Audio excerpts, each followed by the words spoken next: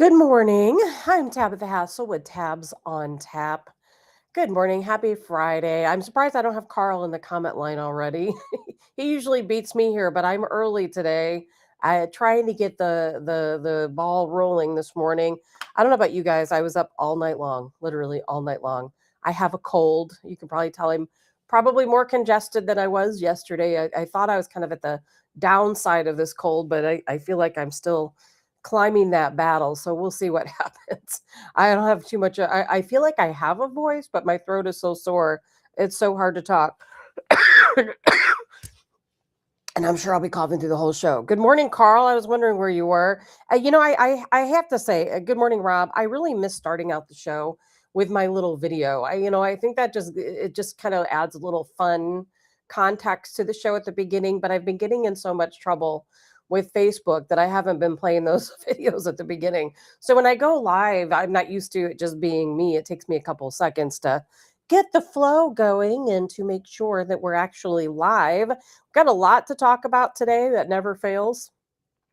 There were really more topics today than I would ever have time to talk about. So we're going to talk about some of the more important ones.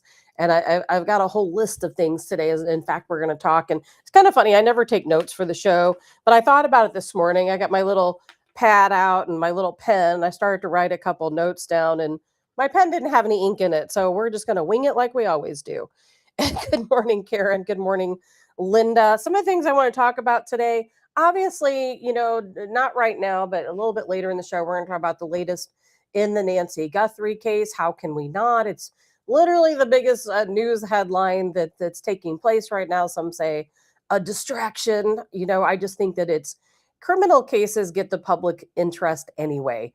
And when it's a really weird case like this one, and trust me, this case is weird, it definitely gets the attention of the public. You can tell that investigators are maybe baffled themselves. There's some internal things going on. We're going to break all of that down today. I kind of am thinking maybe a new theory on my end of, something that's been kind of coming together for me a little different from what I thought from the very beginning. So we're going to talk a little bit about that, but yet still similar to the beginning. And we're going to talk about Massie, man. Donald Trump and Massie, they're Thomas Massie, they're not friends.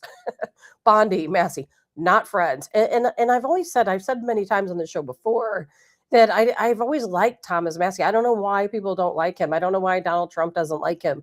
Yes, I realize he continues to call out the Epstein files. I know Donald Trump doesn't like that. We're going to get into that because, well, guess what? Massie said he was going to name names.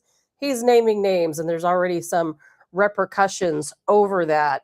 So we're definitely going to get into that. We're going to talk a little bit more. I'm not going to get too far into the Epstein files today, but we're going to talk a little bit about Massie. We're going to talk about an investigation that's about to take place at the Zorro Ranch in New Mexico. We don't hear much. We hear about the townhouse. We hear about Epstein Island. We don't talk a lot about the Zorro Ranch in New Mexico. So we're going to get into that a little bit today. When Colonel Adams was on with us the other day, we talked a lot about that El Paso airport being closed. Now, we're going to talk about that, very briefly today because there's a lot of theories going around.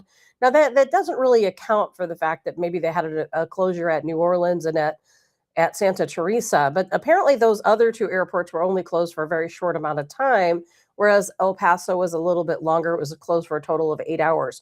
So we're going to get into some of the theories of why the airport, if I can talk right today, was closed. And I'm going to go over a couple of those theories with you. We're going to try to make it make sense. And believe it or not, I think we can make it make sense. We're going to talk about 7-Eleven refusing service to Commander Bovino when he was in Minneapolis. ICE, of course, withdrawing from Minneapolis. I believe that's going to happen today. Fully out, I'm being told by this weekend. So we're going to talk about that. We're going to talk about Democrats and their new policies, what they want to see happening to ICE. And Nancy, happy Friday. Oh, is it today, Friday the 13th? I had no idea. See, Nancy, I don't know these things.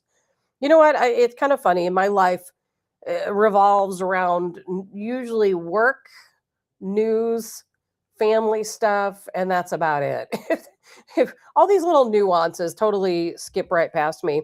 Just like Mardi Gras. Mardi Gras used to be my favorite weekend of the year when we had the big Mardi Gras, parade in St. Louis City. Then they kind of ruined it. I don't know if how many of you guys have been around St. Louis for a while, but I remember when I was a lot younger, I would go down to the Mardi Gras parade, the grand parade in Soulard here in St. Louis. And what is it? Is it the second or third largest Mardi Gras party in the entire United States? And I've been to Galveston down Strand Street. They have a big Mardi Gras party. I've never been to New Orleans. I have zero desire to go to New Orleans on Mardi Gras and deal with all that nightmare.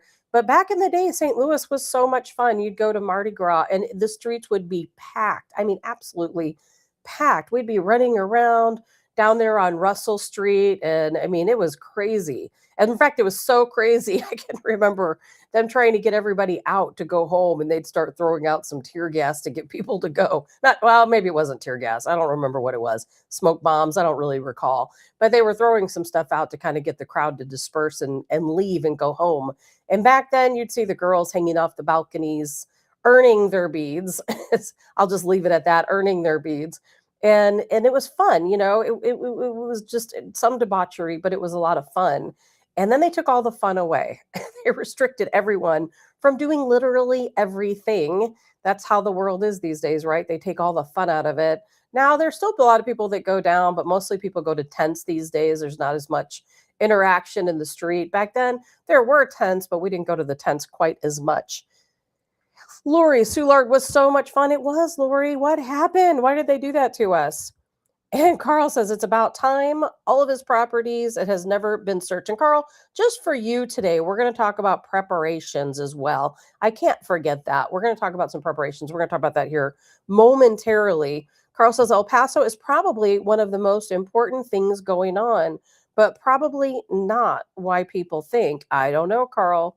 You might have a different idea than I do, but we're as a matter of fact, we can just talk about it now, Carl. We'll talk about El Paso now. As you guys know, yesterday, was it yesterday? Yeah, yes, was it yesterday? A couple times this week, we've had Colonel Joe Adams on. We've talked about El Paso and the airport closing there in El Paso. All the days blend together for me, so I don't always know which day is which. But there's a lot of talk about what's going on in El Paso, and as you guys recall, I was really surprised. I came on the show. I think that wasn't yesterday. I think was that yesterday? I don't know, Carl. You might have to remind me. We came on the show and we said, "Wow, this is crazy. They've closed the El Paso airport. We got this big FAA announcement. It came out of absolutely nowhere, and flights were delayed. Flights being, of course, canceled. No air traffic in and around El Paso is one of the airports and probably the most significant of the three that had closures. And we're all really wondering what was going on. And all you can kind of do is try to guess because they really weren't giving much of an explanation. They just said it was due to, security reasons is really what they were telling us. But everything was closed and they actually said it was going to be closed for 10 days, which is really strange. You never see these things happen. Then I saw a lot of back and forth where they were talking about, well, it was closed because the airbase nearby couldn't secure the safety of the commercial flights. And I thought, secure them from what? Like, what is happening? Then, as all this is folding, as soon as I think it was yesterday, as soon as we ended the show, I mean, literally the second I hit the button to end the show, I saw this pop up. And it said 3 Mexican cartel drones were taken down. They were shot down because they violated the airspace after we already issued that order that no one could fly within that zone. Well, we had 3 drones. Well, then later on in the day, I heard, oh, false alarm. False alarm. The airport's back open. It was just a balloon. Now, anytime we hear balloon, we're thinking, all right, seriously, what are you trying to pull over our eyes this time around? And they're like, yeah, they were saying it was 3, cartel drones. But in the end, it was just a party balloon is what they called it. Just a party balloon. Well, I'm going to show you a video here in a moment because then we've got folks on the ground who said, well, that wasn't a balloon. That was a UFO, UAP, whatever you might want to call it these days. And I've got a video I'm going to show you. And I posted this on social media yesterday. And there's people on the ground who were pulling their vehicles over and taking video of what they said was definitely not a cartel drone. I'm going to show you the video. You can decide for yourself. It is Friday, so we can, have some fun on a Friday. And is it a UFO? And then we're going to talk about what some of the other aspects to what took place in El Paso and maybe what really happened, which might actually be stranger than the truth itself. All right, so let me find this video here. Here we go. I'll play it twice so you guys can get a good look.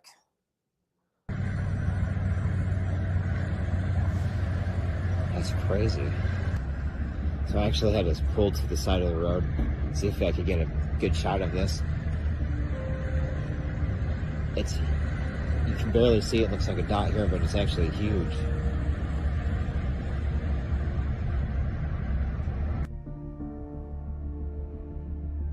And there was stuff coming out from the bottom of it.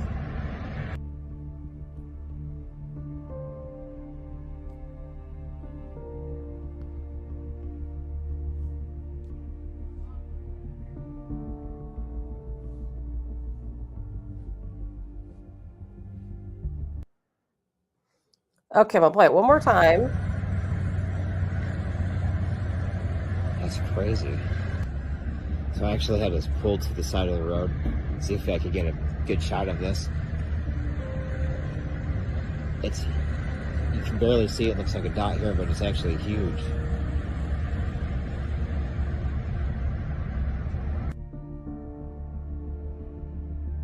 And there was stuff coming out from the bottom of it.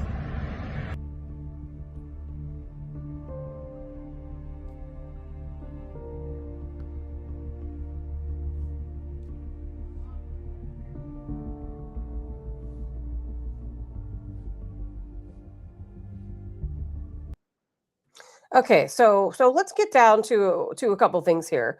Good morning, Annette. Good morning, Jojo. Says the Mardi Gras celebration and parade in St. Louis used to be the second largest in the world, and yes, years ago it was fun. They always take away the fun stuff now, don't they?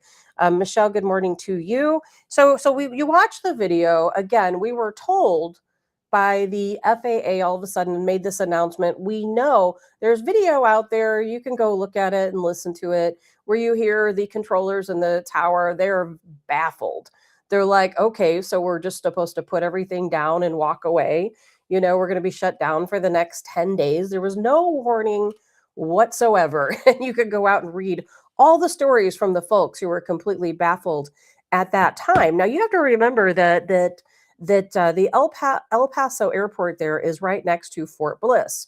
Now, if you recall, there are and have been a lot of news stories talking about the various incursions by maybe drones. Some say drones, some say UAPs, UFOs, whatever you have it. And they've been incursioning into our various military bases for quite some time right now. We've talked about it a lot. We've shown videos from it. We've certainly covered it on this show a few times. So we have all of these different Air Force bases, including Langley, by the way, around the United States, and they're all having these incursions into their airspace. There's nothing they can do about it. Well, I can't remember which Air Force base was it a while back where they're like, we've got to do something about this. We have these drones or whatever these entities are entering into our airspace, and there's nothing we can do. We're not allowed to shoot them down. We don't have the capability of shutting them down. If they're a drone, we don't know who they belong to. We're not able to trace them.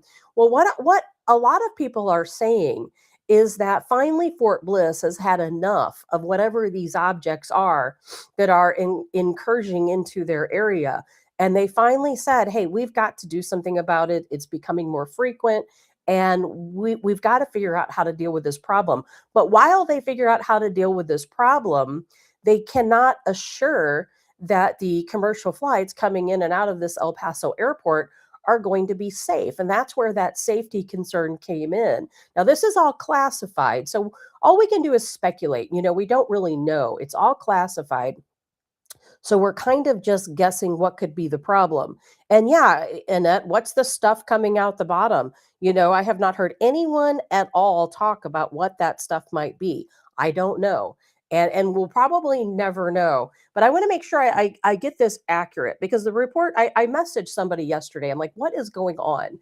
Somebody I know who's in the military who's never going to discuss classified information with me. And he seemed a little bit baffled by it himself. And so what he explained to me, what he's heard on the inside is that he said the real cause, and again, it's classified, is that, again, at Fort Bliss, they're dealing with all these incursions. They don't know, are they drones? Are they cartel drones? They don't move like cartel drones. Are they UFOs? Are they drones that are, privately operated?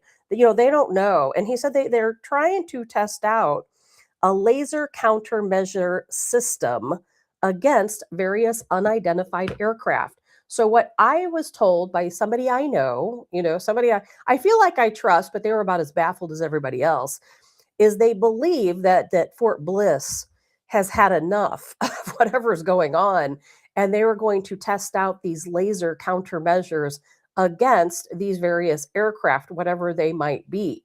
Now, and of course, they had a conversation, and this part's a little bit more public. They had a conversation with the folks, over in El Paso and the FAA, and they said, hey, we've got this classified project going on. We cannot ensure that when we, partake in this classified project, that your airliners are going to be safe. So therefore, maybe it's best that you just close the airport down. And of course, but the story I'm hearing is that at Fort Bliss, they don't know. I mean, they can't predict when one of these aircraft is going to fly into their airspace, but apparently it's been happening a lot more often. So they thought, well, we'll give it 10 days, sometime within that 10 days. We can't, if the airport's running and these airliners are taking off and landing, and all of a sudden this object comes into our airspace and we have to act really quick, we don't want to shoot down a commercial aircraft. So let's halt it for 10 days, see what happens over the next 10 days if one of these items comes into our airspace. And I know this sounds like the most far-fetched story you can ever imagine. And then it's even more far-fetched. And I think this is kind of the part where I feel like I doubt some of it because, okay, so they're going to close it down for 10 days. Almost immediately after the airport closes, one of these objects flies into the area as you saw in the video. Now here, and I've heard that they shot it down. Now I don't have proof of that. I can't confirm that. This person on the ground didn't say that it was shot down, but we were told, first of all, we were told that we shot down 3 cartel drones. Then a typical cover up, oh, it was a party balloon. We shot down a party balloon. So they seem to confirm something was shot down. Almost immediately, the grounding of the aircraft was lifted. The airport was opened. You may have saw the video of all the people lined up. So that's the best I have, Carl. I don't know what you guys have heard, but that's what I am hearing. Whether it's true, I cannot guarantee the validity. It certainly sounds pretty far-fetched, but at the same time, we have been talking about this for a really long time about these different unidentified objects flying into our air bases. People want to blame it on China, on Russia, on drug cartels. But a lot of people who are there on the ground, they say that when they see these various objects coming into their Air Force base or whatever type of military base it might be, that they move in strange ways, but drones can do that too. Drones can move in a lot of different ways. So I don't know, in the end, like a lot of other stories, we just don't know the answer. But I think it's pretty intriguing either way, especially when we just watched that video. So whatever the item was, whatever it was, if you saw that video, I'll show you again. Since we've told the story, we'll look at it again so you can get a better idea of matching it with the story. Carl says, anything is possible, but here's what everyone is missing. There has apparently been a lot of movement on Fort Bliss from Fort Hood. I don't know why the shutdown lifted, but the 10-day shutdown would have made sense when accounting for the movement from Fort Hood. Well, Carl, you'll have to explain to us what that movement is, because I'm not sure what you're talking about. But if you explain, we'll definitely talk about it. All right, so now we know what some of the talk is. All right, and so how do we explain what this object is, once again, seen there at Fort Bliss?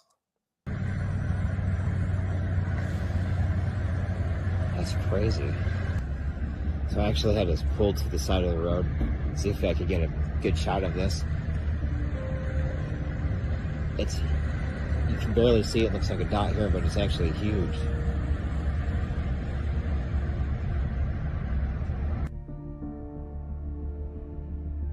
And there was stuff coming out from the bottom of it. All right. So we don't know. We don't know what it is. And according to this guy, he saw this before they issued the closure. So that adds a little bit more mystery to it. And since it's classified, we may never know. But Carl, if you find out anything, we will be more than happy to talk about it. Now, I wanted to jump in, and we talked yesterday about the Epstein files. I'm not going to get into that a lot today, but I want to touch base on a couple of things because I played a clip for you guys with we had Massie and Bondi back and forth at each other. I'm not overly happy. I always say with Donald Trump, like I said yesterday on the show, I'm not emboldened to anyone. I don't follow anyone blindly.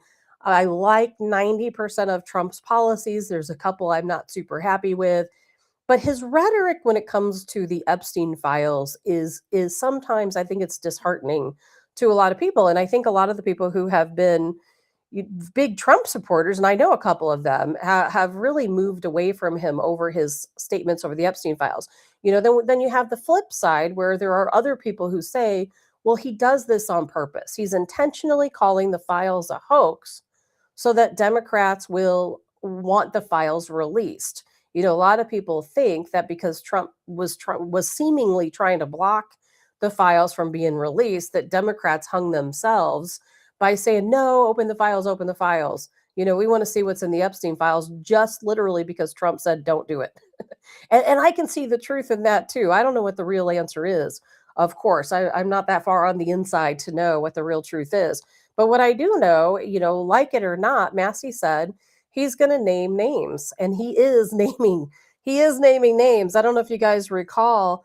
Good morning, Kim. Not too long ago, there was where people are going through the Epstein files, mostly redacted. But if you recall, some of the information was unredacted. Remember when people figured out that they could take the redacted files, run it through some type of, I think it was a Microsoft program, unredact it, read some of the names, see some of the photos. So there's a lot of information that came out, some names being released. And we also have to understand that Congress, they saw the files unredacted, not all of them, but most of them unredacted. So they definitely know the names. They definitely know how deep everything goes. Some of them seem very upset about it. Some of them seem to kind of want to sweep it back up under the rug and not talk about it, but not Massie. He is not going to let it go. He's not going to let it go. And I thought this was kind of interesting because, we talk about not having a lot of accountability. Well, here we finally have a little bit of accountability. Now, like I said the other day over in the UK, there have been people who have stepped down because their name was mentioned in the Epstein files. They voluntarily stepped down. Now, the UK is thinking about having, I don't know what their term for it is over there, but they are thinking about pressing some type of charge or having some type of hearing for some of the people in the UK who were mentioned in these Epstein files. So that's happening over there. I don't see that happening here necessarily. Jay says the Democrats had them for 4 years, so it's hypocritical because they only want to try and make Trump look bad. I agree, Jay. Now that part I do agree with. And I've been arguing this point. Matter of fact, I think it was yesterday I posted this on my Facebook page because people just blast me nonstop and call me a pedo supporter and all kinds of other things because I continue to support Donald Trump as our president. And I always retort back. I say, okay, so you call him a racist, you call him a rapist, you call him a pedophile, you call him all these different things. And I'm not going to name names because I work in the film industry, so I've got to be very careful. But that there have been some big names who have very publicly, more than one person, they very publicly have said Trump is a convicted. Now there are a lot. This is libelous. I'm surprised he hasn't sued all these people, but they said Trump is a convicted pedophile. He's a convicted rapist. None of that's true. None of that's true. But all the talking points you see in leftist media will tell you it's true. And if you're only watching MSNBC or CNN, CNN has got a lot more moderate recently. But if you're watching some of these really far right shows or stations, such as The View, you're going to hear these things that are just blatant lies, libelous lies, certainly defamatory. And I'm quite honestly, I'm very surprised Donald Trump hasn't sued some of these folks. He's talked about it, but I don't think he's actually done it. But I keep telling people, and I posted this on my social media page. I said, you know what? If Donald Trump is really a racist, if he's truly racist, if he's a pedophile, if he's a rapist, if he's been convicted, if he's been charged, please, you know, prove it to me. Put some proof here in this post. I'll look at it, I'll research it, and crickets. Nothing. People come on and they put memes and they say this or they say nothing. We all know, just like you said, Jay, if Trump had something to hide within those Epstein files, Democrats would have used it against him a long time ago. No question about it. No question about it. And so then we have Massie who said, "Hey, I'm going to be talking names. Let's tell names." And he's starting to. He said he's going to release names, as he comes across these different documents. One of the first names he's mentioned that I've seen is the Sultan Ahmed bin Sulayem. He was listed, if you recall, in one of the Epstein emails talking about torture. Remember that? He was talking about torture. And a lot of us have seen that online. A lot of us have shared that online. It was one of the more incriminating emails where he did talk about torture. And there's a lot of other emails out there that talk about a lot of similar things. Well, the Sultan has stepped down. He was the CEO of DP World. And upon these revelations of him being involved in this torture email that discussed torture, and obviously a fetish of his is torture, he has stepped down. So he voluntarily stepped down. And to me, when you voluntarily step down, that indicates guilt. In my opinion, it indicates guilt. If I'm working for a company, or if I'm a sultan and somebody accuses me of doing something I didn't do, I'm going to say no. I'm going to hold fast. I'll get an attorney if I have to get an attorney, but I'm going to say I didn't do it. I'm not going to just step down. But he did. He stepped down. There's a lot of people stepping down in different areas. So we are seeing some accountability. And I think we're going to continue to see the accountability. Now, are we going to see prosecutions? Probably not. Are we going to see people's names here in the United States? I don't know. So far, a lot of folks in Congress, they're naming names, but it's always names in other countries. I haven't really heard a lot of names other than Wexner, here in the United States. We talked about Wexner yesterday. And I don't know. I've always said we're not going to see a lot of accountability here. And Trump, unfortunately, whether he means it's good or bad, he probably just shouldn't talk about it. Because we just talked yesterday about Howard Lutnick, and him going and having lunch with his family and nannies over on Epstein Island. Then we have Trump yesterday. I'm not going to play the video. It's too horrific to see. But we have Trump standing there, and he's got Howard Lutnick standing next to him, all smiles and grins. And I wanted to slap that guy. And then Trump says, "Oh, it's a hoax. We just got to let it go. It's all just a hoax. Let's move on from the Epstein files." But the problem is that if Donald Trump is doing this like his own hoax, to get Democrats to want to talk about the files and release the files to prove that he's not truly in there, this is the wrong way to go about it.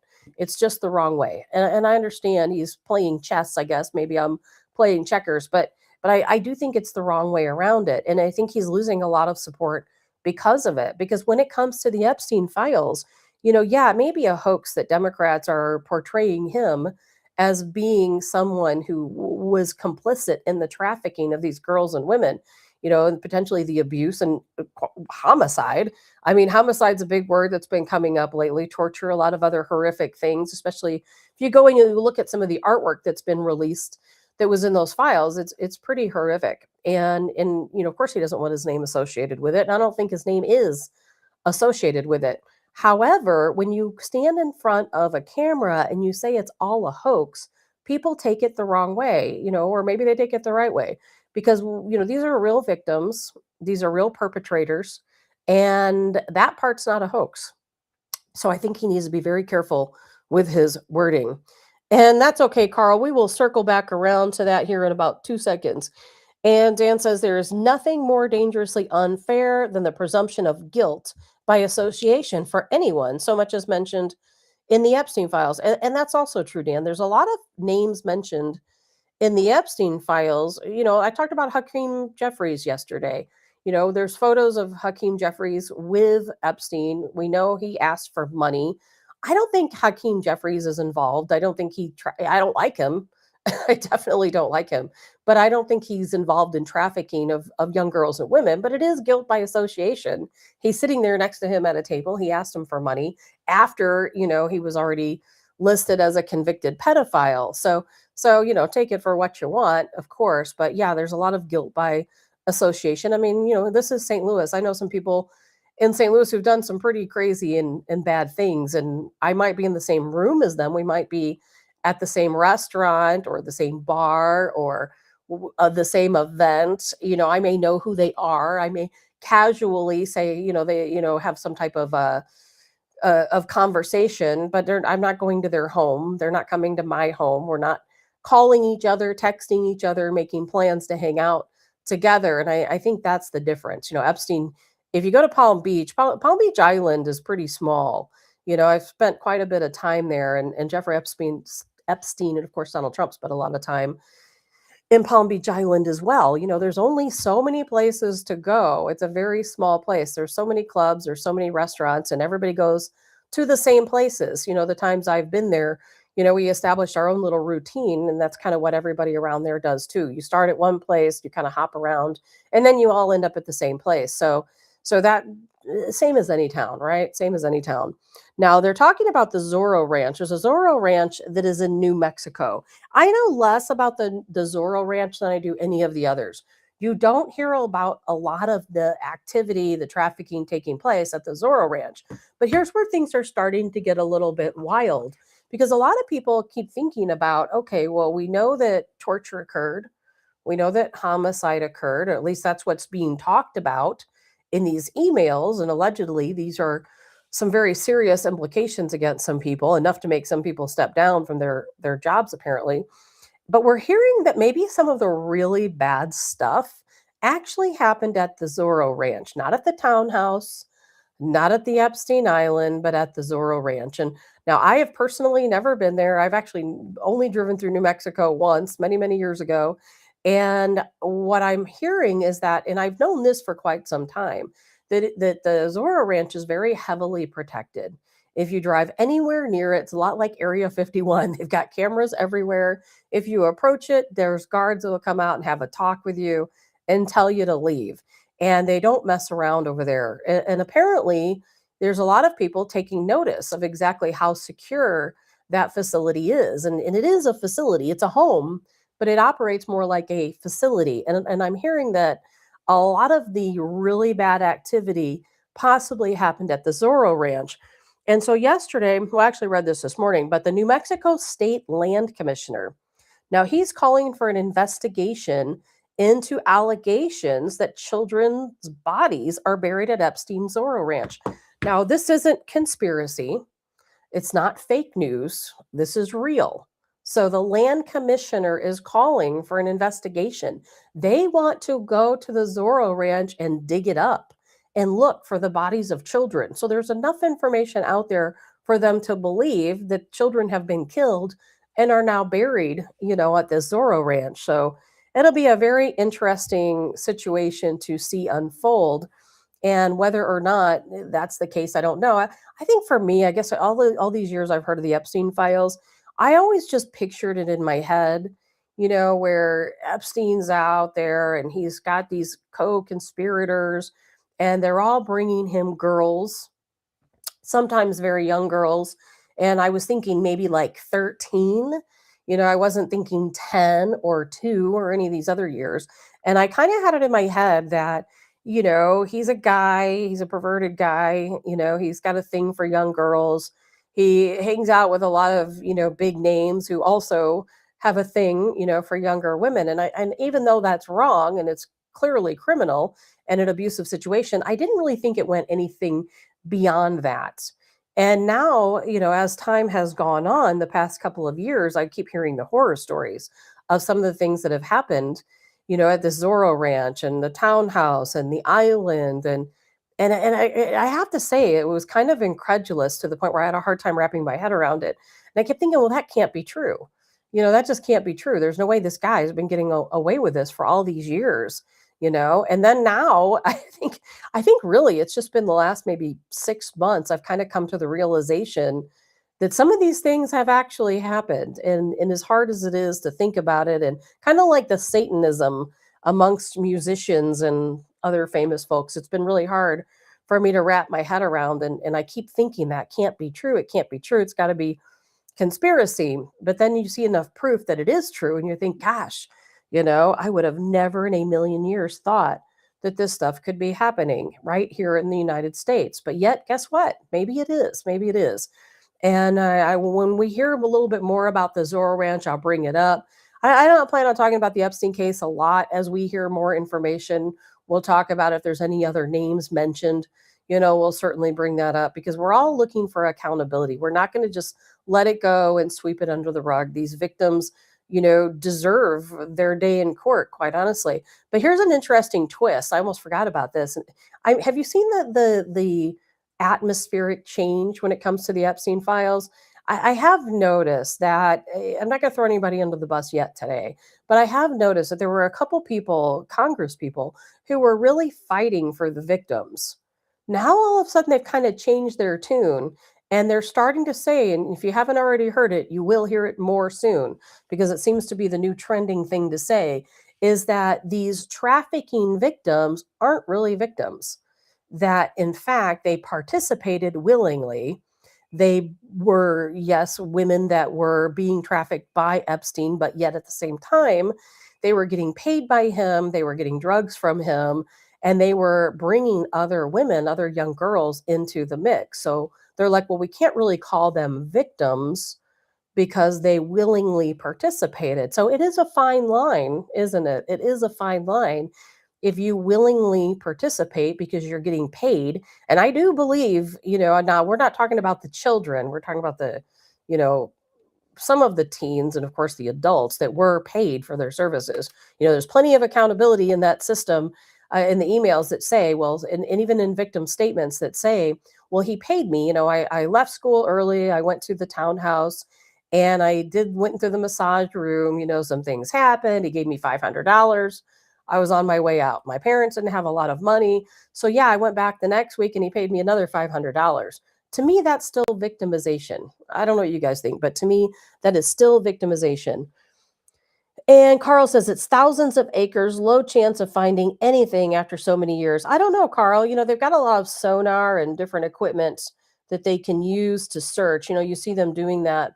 I just watched a show not too long ago. I think it was called The Nickel Boys, where they went back to an old school that used to be some type of reform school, for boys back in the day, and primarily black boys, and a lot of terrible things happened there. It's a great documentary, by the way, if you ever want to go back and watch it. And they use different types of equipment to search the ground, and they find a lot of stuff. It's probably one of the better documentaries I've seen.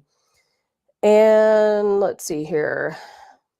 Now, Carl, we're going to go back to your statement, and then we're going to talk a little bit about preparation, your favorite topic.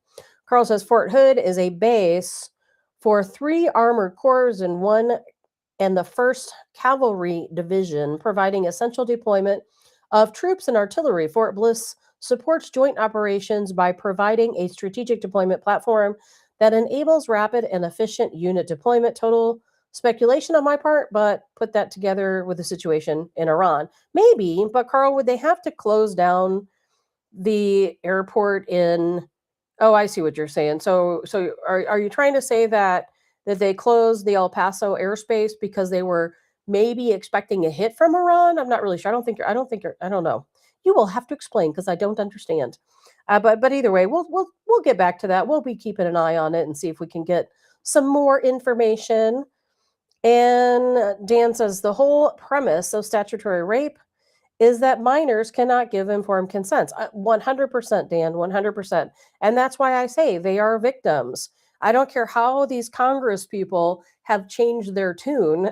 And all of a sudden they were fighting for the victims. Now all of a sudden they're saying, well, they're not really victims because they were complicit. They were getting paid, they were getting drugs, they were bringing more. They're still victims. That's what trafficking is. That is actually the definition of trafficking, is that they lure people in, these young girls in, with money or gifts or vacations or what have it. And then, yes, they entice them to bring other girls back into the mix. That is still victimization. I don't care how people want to phrase it, it is still victimization. And that is not going to change. And it upsets me that I'm seeing some of these people change their tune. And instead of calling it out like they used to do and saying that they want justice for these victims, all of a sudden they're calling them co-conspirators. I think that's wrong. I think it's very wrong. Jay says Fort Hood is a rapid deployment base. Bliss is a supporting base. They can draw from same as Fort Sill. Yeah, I don't know. You guys tell me what you think. Does that have anything to do with the El Paso airport closing for 10 days? I just don't know. Or was it the UFO we saw in the video? We'll never know. We may never know. Another classified document we won't have any information on. All right, for you, Carl, because you keep bringing up comms. And hey, are people prepared? As I said the other day, we talk a lot on the show about preparation, don't we? We've had so many shows about being prepared. But I know there's always new people coming in. And I'll tell you, the other night, like I said yesterday, I had no internet service. I guess that was Wednesday night. I can't remember what time it was, probably around 6 o'clock. The internet went completely out. I have two different internet services. I used to have three. I narrowed it down to two internet services because one won't stretch to the other side, and the other one won't stretch to this side. So I've got two. And so therefore they were both down. I'm like, well, that's strange. What would cause both internet services to go down at the same time? Like I wasn't thinking catastrophe or that anything had happened, nothing along those lines. I had heard sirens a little bit before that. In my area, you never hear sirens. So if you hear sirens, something's going on. I've only heard them a couple times since I've lived here. But so I thought, well, maybe there's an accident. They took out, some wiring or something. I didn't know. But I got on our local community page using my cell phone because, of course, I had my data plan to rely on, which we won't, of course, when things get crazy. And I went on our community page. They said, yeah, everything's down. Well, long story short, it was really boring around here without internet. Now, for me, I don't watch television, so it doesn't matter to me. My brother lives again on the property. He came in. He's like, I'm so bored. My mom was here spending the night. And she's like, well, I think I'm just going to go to bed. I'm like, seriously? You guys can't survive a night without internet? Like, what is happening? What are you going to do if things really go crazy, if there's some type of catastrophe, if the power grid goes down, if we get hit with an EMP, if we end up in a war, you're just going to stay in bed all day because there's no internet? I'm like, you got to get used to not having internet and finding other things you can do. And let's see here. Carl says, prepping for a major fast deployment equipment move. And Carl says to Jay, they think they're on the same page. There's a constant equipment kept on rail cars 24/7 for this reason. Yes, Jay, I have seen those before. And so think about that. We're always in some type of perilous situation, aren't we? There's always a situation where we're at risk. And it may not necessarily be a war. It may not be the super volcano that goes. It could be simply your power grid goes out. It could be a storm. Most recently we had some snow in the area. I think I got about 15 inches. I have a Jeep. I'm not too worried about it. But I'll tell you, you guys probably saw it as much as I did. The grocery stores were completely sold out. There was a run, not just on milk and bread, but on pretty much everything. And some grocery stores, there wasn't a piece of meat left, in the cooling center. There was nothing. It was gone. And it was pretty crazy to think about because, grocery stores, they don't keep this huge stock of food. Some people think, well, you go back behind the swinging doors and there's freezers full of meat and there's all this and, stocked up items for months. That's not the case. Grocery stores usually start running out of things about 4 days after their shipment comes in. And then they're getting kind of low. You come in and maybe you don't find your favorite brand. So you got to choose something else. And then the next shipments come in, let's say on a Sunday night, they restock. You go back on Monday, all your favorites are back again, but they're going to run out again, probably by Thursday, Friday, something along those lines. Well, the problem is when everybody at once gets together and they run to the grocery store because they think they're going to be stuck inside from the snow for a couple days, or God forbid, something worse. The grocery stores aren't prepared for every single person coming in and stocking up. They just don't have the supply to keep up with it. And so therefore we saw all these grocery stores and everything completely done. And Jay says, easy for those people who grew up before the internet. I agree. I'm old, Jay. I remember the days before internet, not far before. I remember the AOL days and buying those old AOL discs. Remember, you could get them at the grocery store. They'd send them to you in the mail. And I like to play that noise once in a while just to remind myself how easy we have things now. So I'm going to say, Carl, you brought all this up about preparations. My number one on my list is to make sure I have water at home. My goal in any type of situation, it doesn't matter what that situation is, my goal is always going to be here at my home base. I want to be at home. Now, not everybody's prepared to be at home if something crazy happens, but I still think you're better off and safer if you plan to stay at home. Now, something could happen and you may have to flee your home, but if you're going to be home, you should at least prepare yourself to be home. Now, for me, water is number one. You have to have water. Your body can't survive without water. You have to have a water supply. It doesn't necessarily have to be fresh water. If you have a way to sanitize the water, that's one option. Now, the other thing, of course, for me is shelter. Water first, shelter two. Some people their number two might be food. My number two is shelter. I don't want to be out in the scorching sun. I don't want to be out in the freezing cold. So for me, it's water, shelter, and then food comes in third. And food can, everybody I'm not a huge prepper. I know a lot of people who are big preppers. So I've learned a lot from those people. This would have been a perfect conversation for Colonel Joe Adams today, of course. If you're at home, obviously you want to have a lot of non-perishable foods, clearly, because you have the ability to still cook food at home. If you have a lot of stuff in the freezer, it's probably going to be ruined. You're going to have to cook it all at once and it's going to go bad. It's not going to last. So you want to make sure that you have non-perishable foods. And I don't need to go down the list. If you're at your own home, there's a lot of things you can get. We often talk about peanut butter. Peanut butter for people who don't have peanut allergies is very nourishing. Honey, you can survive for a very long time on a jar of peanut butter and a little bit of honey, quite honestly. Those two things have sustained people in third world countries for a very long time, people who don't have access to regular nutrition. So those two are always on my top staple of things. Now, a lot of people are going to say, well, you need your freeze-dried foods. And yes and no. If you're going to leave your home, absolutely. It's probably good to have, some stock at home too. A lot of people, unfortunately, cannot pay. And Donna says, I don't have, Donna, I don't have a generator. And my plan when things go down is to not need a generator. To me, you can't, now this is just me personally, I don't think you can rely on a generator. I think there's ways, and of course that's partly why I think people need to try to stay at home as well. But if you can stay at home, you can stock up on your water, you can stock up on your food, you can find sources of heat or cooling. Now that when it's hot out, obviously you got to make sure you have a good supply. When it's cold, if you're expecting it to be cold, you need a good supply of wood. That's one thing people need to stock up on. I'm not going to get into the ways you need to stock up. That's up to you. Obviously, when it's hot outside, you're going to need a way to cool off. For me, that's water. If you're planning on staying home during whatever type of catastrophe, you definitely need a way to cool off because you may not have a refrigerator, you may not have electricity, you may not have any sources for, of course, air conditioning.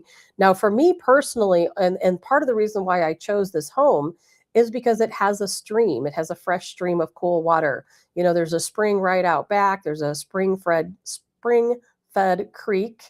And now let's just say the creek water goes bad. Okay, well, I still have the natural spring itself. Now, I am very lucky to have that on the property. So I'm going to have a fresh supply of water. And I always tell people, man, if you really are thinking something might go down someday, buy yourself a little plot of land that has some type of fresh water on it or fresh water nearby. If you don't live near fresh water, if you don't have a way to access fresh water, you're not going to get very far. You're just not going to get very far. So water, in my opinion, has to be your number one. If it's really hot, you can at least even cool down in that water. That would always be my plan. I was just joking around with my brother about that the other day. I'm like, if it's summer and things get crazy, I'm like, I can always go out, lay in the fresh stream. Even if the creek, gets polluted, I've got a fresh spring of water sprouting up right out of the ground, that's extremely cold. So, but I understand not everybody has that. So you always want to make sure wherever you live, you know where the water is. A, so you can have water for drinking. B, so of course you can cool down when you need to.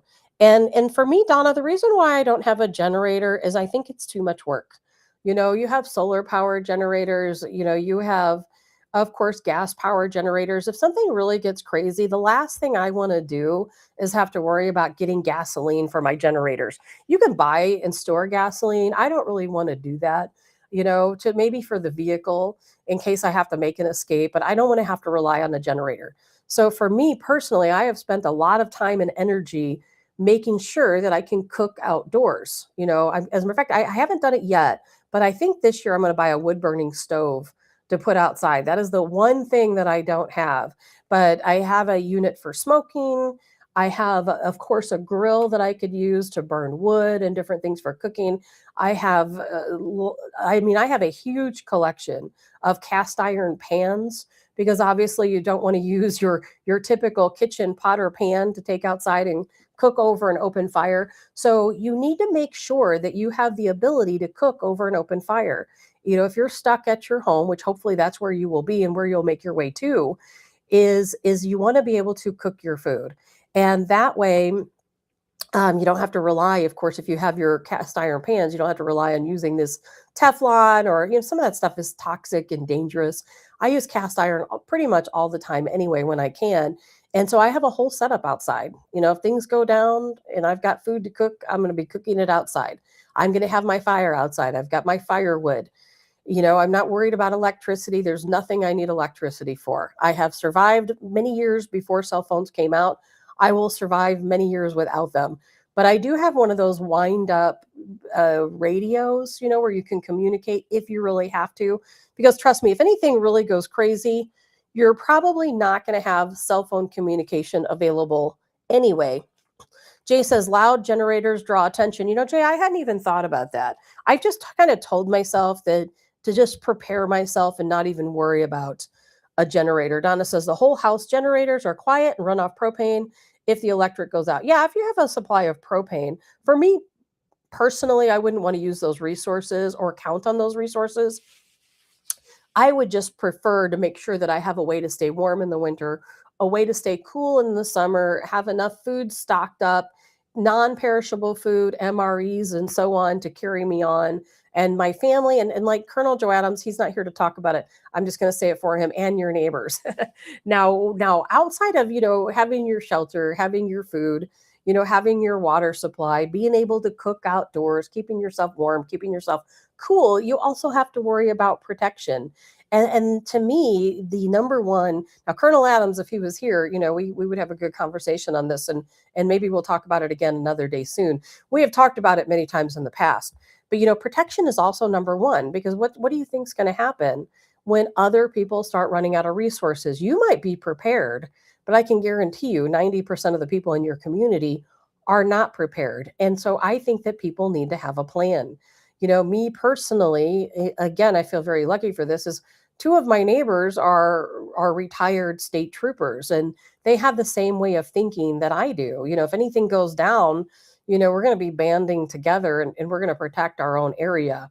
And I think safety is in numbers. If you can find people in your community, hopefully your neighbors, that you can trust, then you can band together with your neighbors and protect all of you together. It's definitely safety in numbers. Now, Colonel Joe Adams, if you want to reach out to him at patriots@thewashingtonguard.com, he'll be joining us on Monday.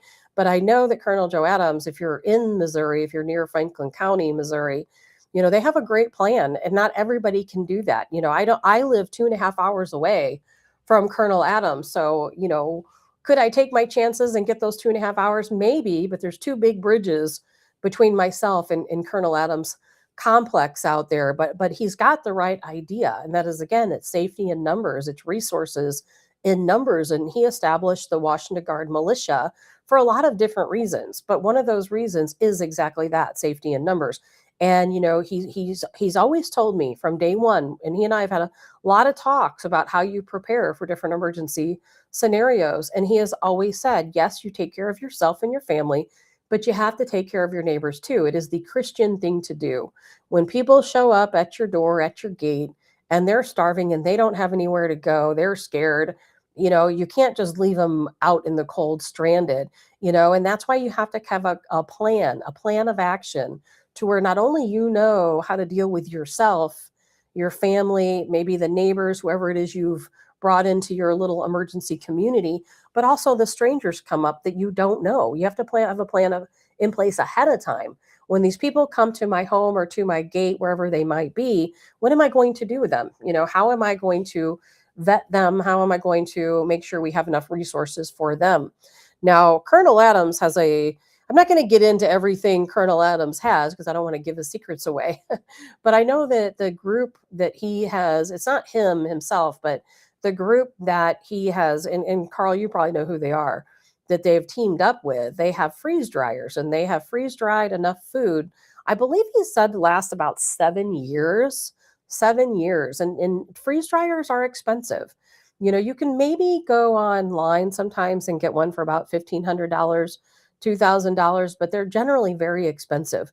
But from what I hear, I've not done this myself, but I think I've heard anyway that if you reach out to your local agriculture extension in whatever area you live in, that they can tell you where you can find access to a freeze dryer.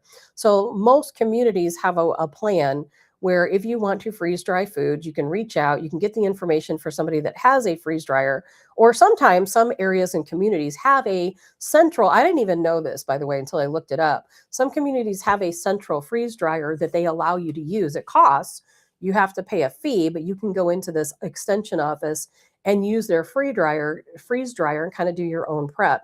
So there's a lot of people thinking about this stuff, believe it or not, besides just us. But freeze dried food, I do believe, is the answer. I really do.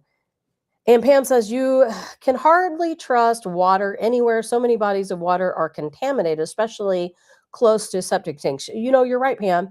Now, I have life straws. You can go online and buy a life straw. There's other filtration items you can buy. Now, I bought these life straws a long time ago. I bought one for every member of my family.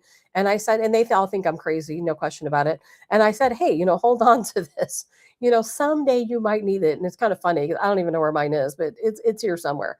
And a life straw is great. If you take a look at it, it's this little straw, it pops out. You stick one in. You don't even, have to have clean water. You probably don't want it to be a muddy, toxic mess, but it will filter the water for you just between the straw and your mouth. So you can, and there's plenty of resources online that talk about how you can filter out clean water if you're not able to boil it. There's a lot of different things you can do. As a matter of fact, if you go online, there's a lot of different resources where you can even take a plastic bottle and you can, stuff it with cotton and charcoal and some other things and filter your water that way. There's a lot of writings out there where you see people take, let's say, a 2 liter of Coke or just your typical water bottle. They'll cut the bottom off and they'll put a little adapter on the bottom where just a straw, or a tube comes out to strain the clean water. And that's how they catch rainwater. They'll put, again, some cotton, some charcoal, some other materials in there, rocks, and it's just their own little filtration system. And as the rain comes down and it fills up the bottle, it filters out and comes back out into a clean water supply. So if you go out there and really look, there's definitely a lot of options out there. But yeah, I don't think a generator is just not my thing. I don't have one. I don't plan on buying one. I had one years ago. And when me and my ex split up, he took the generator. And honestly, I didn't care because, we had a couple of really bad storms and never even used it. And I feel like I don't want to be dependent on a generator. God forbid if something does happen in our lifetimes, and what the likelihood of that is, I don't know. Things seem to be getting crazier by the day, but I don't want to have to rely on a generator. I want to make sure that I can be self-sufficient without a generator, because then what if something happens and your generator doesn't work? Then what? And trust me, if there's some crazy catastrophe going on, I'm not going to be worried about plugging in my curling iron, or watching TV, and we probably won't have cell phone service anyway. So I'm not really sure what we would need electricity for other than some extra comforts, and that's not going to be on my mind, of course, at that time. Now, then you've got to do the flip side of this. What if you can't stay home? You have to make sure that you have a way to communicate with your family. If you haven't already, you need a plan. You need a plan of action. You need to tell your family members that, hey, most likely if something goes down, you're not going to be home. You're going to be at work or school. Your kids might be at school. You might be at work. Who knows how far away you might be. You don't want your kids in a situation where, for whatever reason, now school will hold the kids until you come and pick them up. But what if they can't? What if something happens and they can't? You want to make sure your children know where to go. They may not be able to use a cell phone. They have to remain calm. So that these are things you have to plan out ahead of time. Of course, you don't want to scare your kids coming up with a plan, but at the same time, do you want something to happen and your kids be at school and not have any clue where to go? So you have to have a meeting point. You yourself, if you're at work, you have to have a plan of action. How do you get home? Are you prepared to walk? What if you can't get home? What if you can't drive home? What if you don't have gas in your car? You should always make sure you do have gasoline in your car. But what if the highway's packed? What if the bridges fall in? You've got to have a plan to get from point A to point B. And then let's just say point A doesn't even exist anymore. Then you need to have a plan B that, hey, okay, family, this is our plan. We're going to come back home. That's our point A. This is how you're going to do it. This is how we're going to meet. We're not going to have communication. This is what we're going to have to do. But let's say if A is not there anymore, well, what's plan B? What's plan C? And that's why it's good to have it all written out somewhere, have your family study it, make sure they know exactly what plan A, B, and C is, so that you guys all have a sequence of plans that goes together. And let's see here. Sorry, my thing is not scrolling. I'm going to catch up to comments. I don't know. Usually it scrolls on its own, but it doesn't. Dan says, good point. Even if you are completely prepared to live off the land, whose land are you going to go? That's the other thing, Dan. And that's a really good question, because here at my house, I feed the squirrels, we feed the deer. I'm always like, if something crazy happens, these squirrels and these deer trust us. They might be our next food supply. So I always want to make sure that they're well fed so they stick around. I try to feed all the animals and try to keep, vegetable seeds and things around in case I would need to. I do already have a garden. I'm not very good at gardening, but just in case I would need them. But yeah, if you can't live off the land of your own, whose land are you going to live on? And that's why you have to make partnerships now. You have to find people where you can say, hey, a lot of areas have a militia like Colonel Joe Adams does with the Washington Guard. You'd have to reach out in your area. I don't know if he has any resources for who does that. And it doesn't necessarily have to be a militia, but people have to band together. And you just have to reach out to people in your community and say, hey, if something happens in my community, do we have a plan? Is there a park we can go to? Is there a ranch we can go to? Is there a farm that we can go to? Maybe you have a plot of land in town and you don't even have a tree. You don't even have a single squirrel. You have absolutely nothing there that you can live on. So therefore, outside of what you have in your kitchen, that's it. And yes, so come up with a plan ahead of time. Talk to people in your community. And people need to be talking about this stuff anyway. Where do we go if we have a catastrophe? Does the city have something set up to feed everybody? I personally wouldn't even want to go somewhere like that. I'd be reaching out to farms. I'd be, trying to find ranchers and say, hey, do you have a plan? Find your local militia. I promise you there's groups out there. You might have to have a plan to travel to wherever that group is, but I promise you there's somebody out there that has those answers for you. And Lori says, I have a container of vegetable and fruit seeds. Me too, Lori. And I just actually bought a new one. I just bought something new to carry seeds in because, if something happens and I have to flee my home, I'm going to make sure that I take vegetable seeds with me. Plants, vegetables, herbs, all those different things. I'm going to take those with me because, wherever I might have to set up next, who knows? Am I going to be on the run all the time? Am I going to be somewhere solid where I can plant something? And, here's something that somebody mentioned to me that never even occurred to me until a couple of weeks ago. Somebody said microgreens. It's very inexpensive to buy a couple of trays for microgreens. You can grow microgreens in your vehicle. You can carry them, let's say if you're on foot, and they're going to continue to sprout and give at least some bit of nutrition if it comes down to that. Microgreens are very nutritious. And I don't grow microgreens, but I've thought about it. And Donna says, if you're blind or in a wheelchair, well, or a walker, just old, it's hard to do those things. So scary. Donna, it is. It is. And I think that's why exactly why people need to plan to try to be at home. That's like here, my mom, she can't get around. If something were to happen, there is no way in a million years she would be able to walk anywhere.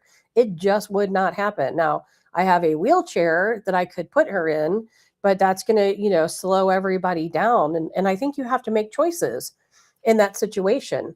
That do you have someone in your life that if things get crazy, that will come and pick you up and that or that will somehow provide some type of rescue for you, if you're in your home or wherever you are. Now if you're at work and you're out, you're just going to have to do your best to survive. I worry about that too. I don't have the best lungs, and I think, man, I've got enough supply of inhalers to last me for a little while, but then what after that? I feel like I'm one of the weak links that I can prepare all I want, but at some point down the road, if I can't find, I guess I'll be the one out robbing the pharmacies looking for albuterol, right? But that's just it. If you have a special need, you've got to take that into account, and you have to prepare for that. Now, there's a lot of people out there, again, like the Washington Guard. If you're a member of the Washington Guard, trust me, they will come and get you. So, Donna, I think you're in the St. Louis area. Reach out to Colonel Joe Adams, patriots at thewashingtonguard.com.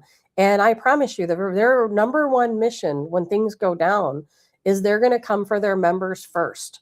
So if you can't make your way to them, they're going to come and they're going to get you. And if you're not in the St. Louis area, you don't have that close proximity to the Washington Guard, find somebody in your area that does do the same type of thing. I promise you, there's good groups of people all over this country. And if you tell them, hey, I'm worried, there's a ton of Facebook prepper groups, catastrophe groups, different things like that, homesteaders. And I really do think if you reach out to some of these people, they'll give you some good resources in your area of who you can contact. Because, yeah, you don't want to be sitting at home alone and scared and worried and not sure. Do your best to prepare where you are. And Carl has provided some links. Yes, patriots at thewashingtonguard.com. Let's see. Carl says, being near St. Louis, don't forget iodine. Yeah, always have some iodine. Donna says, medical equipment. Yeah, and Carl, it is such a deep topic. I cannot discuss on a keyboard. That said, everyone preps a little different according to some situations they have fantasized in their head. You're right, Carl. Sometimes what we think is going to happen is very different than what probably will happen. Like I said, most likely when something comes down, you're not going to be at your home. You're going to be far away from your home. You're going to have to try to figure out how to get home on foot. You're probably not going to be able to drive. Are you going to be prepared? And Carl, you're welcome to come on the show at any time. I almost messaged you, but I thought by this morning it was too late. Let's see, Carl says, deer daily on the front patio. I have to feed them in front to keep them away from the garden. Yeah, they just destroyed my garden last year. Carl says, the problem is everyone seems to think they will figure it all out after something happens. You got that right. This is something you have to figure out now. Like I said, I've spent a lot of time thinking about outdoor cooking and building this outdoor area, where I have my cast iron pans and a way to cook over wood, and I have different types of propane. So there's a lot of preparation that goes into that. And because trust me, I really don't want to eat tree bark. So I'm going to try to figure out my best way. And I've got hundreds of pounds of nuts. And not because I'm worried about some catastrophe taking place, because I have a ton of hickory trees. So every year I go out and I harvest the nuts, and everybody's like, why are you doing that? Why are you going out messing with all these nuts? I'm like, because you never know when you might need them. Nuts are a great source of food. So I have plenty of nuts around this area.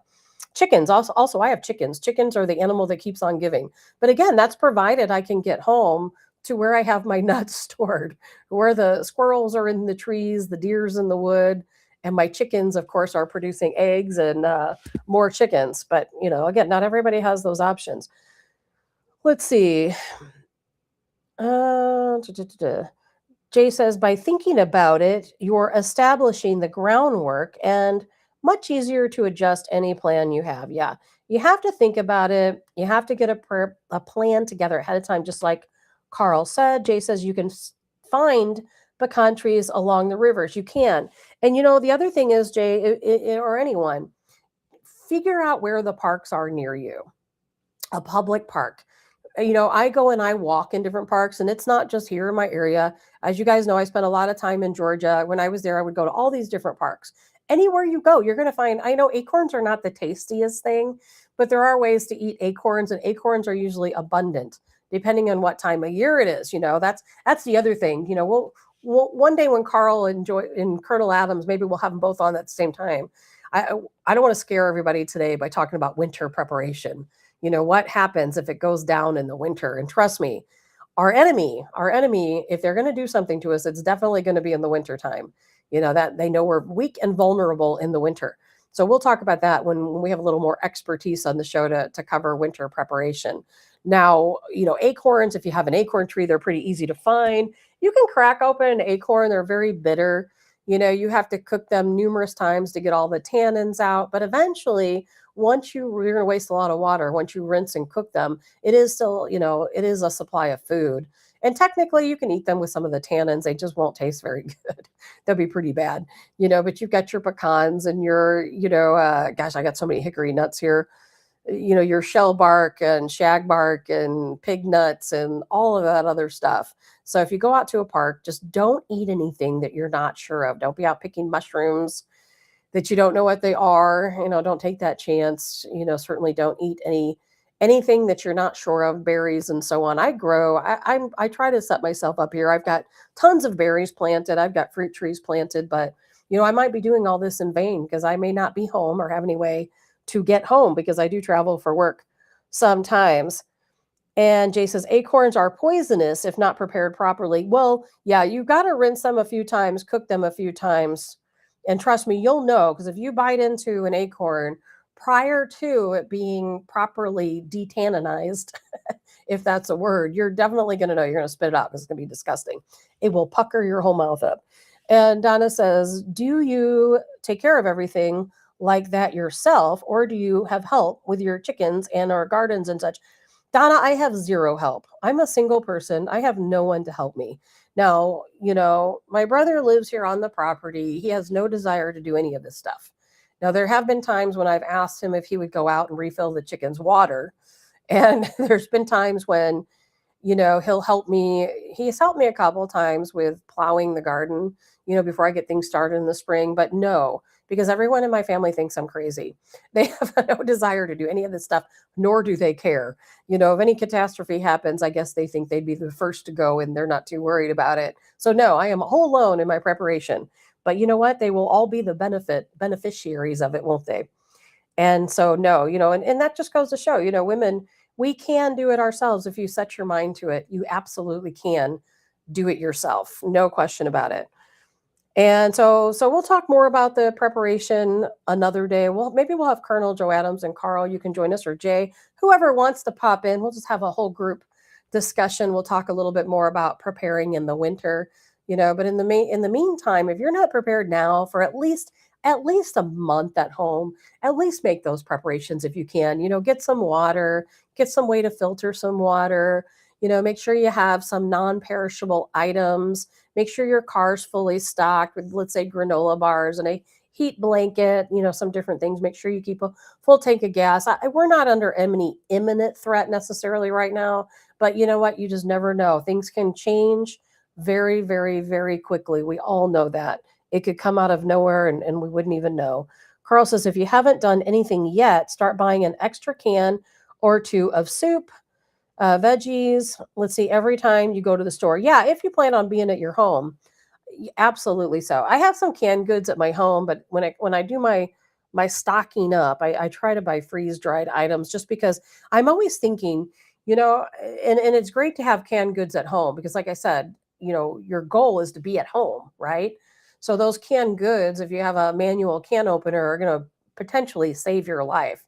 So yes, stock up on as many canned goods as you have for your home, but don't forget to stock up on other things like MREs or freeze-dried foods because, you're not going to take a backpack of green beans on the road with you, right? You're going to want that freeze-dried stuff so you can load up as much food as you can in a small amount of space. But at your home, make sure you do stock up on those canned foods because they will definitely get you through some tough times. If you saw my pantry, I got so many canned goods. Every once in a while, I have to, start cycling through them and cooking them because I have them just in case.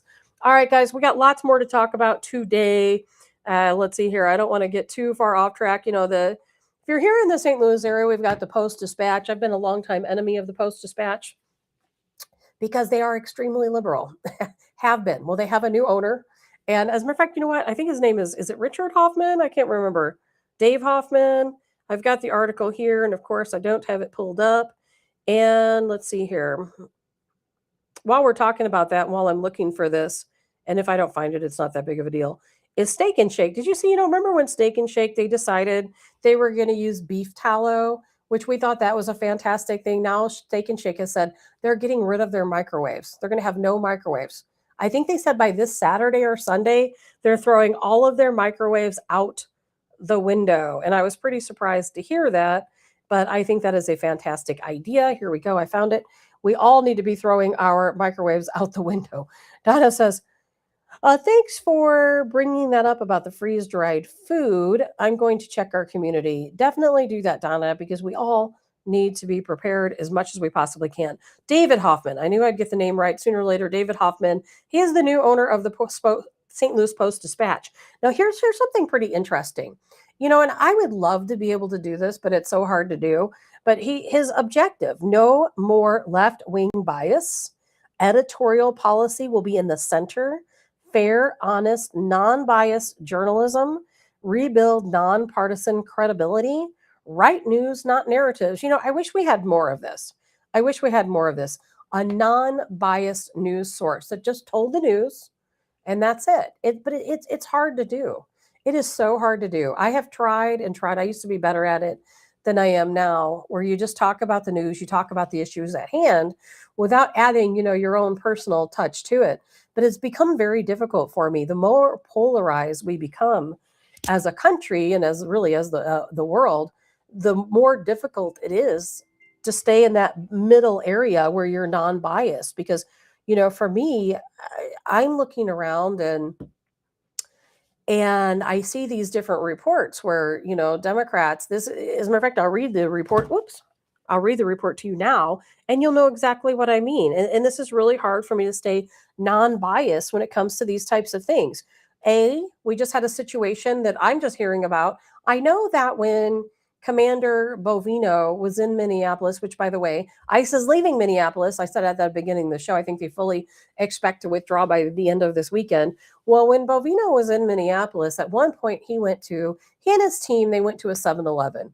The 7-Eleven denied them service. Now, they were denied service by a lot of different groups. We know about the Hilton hotels. There was other restaurants, a Popeye's Chicken, and some different things. This was the first I heard about 7-Eleven.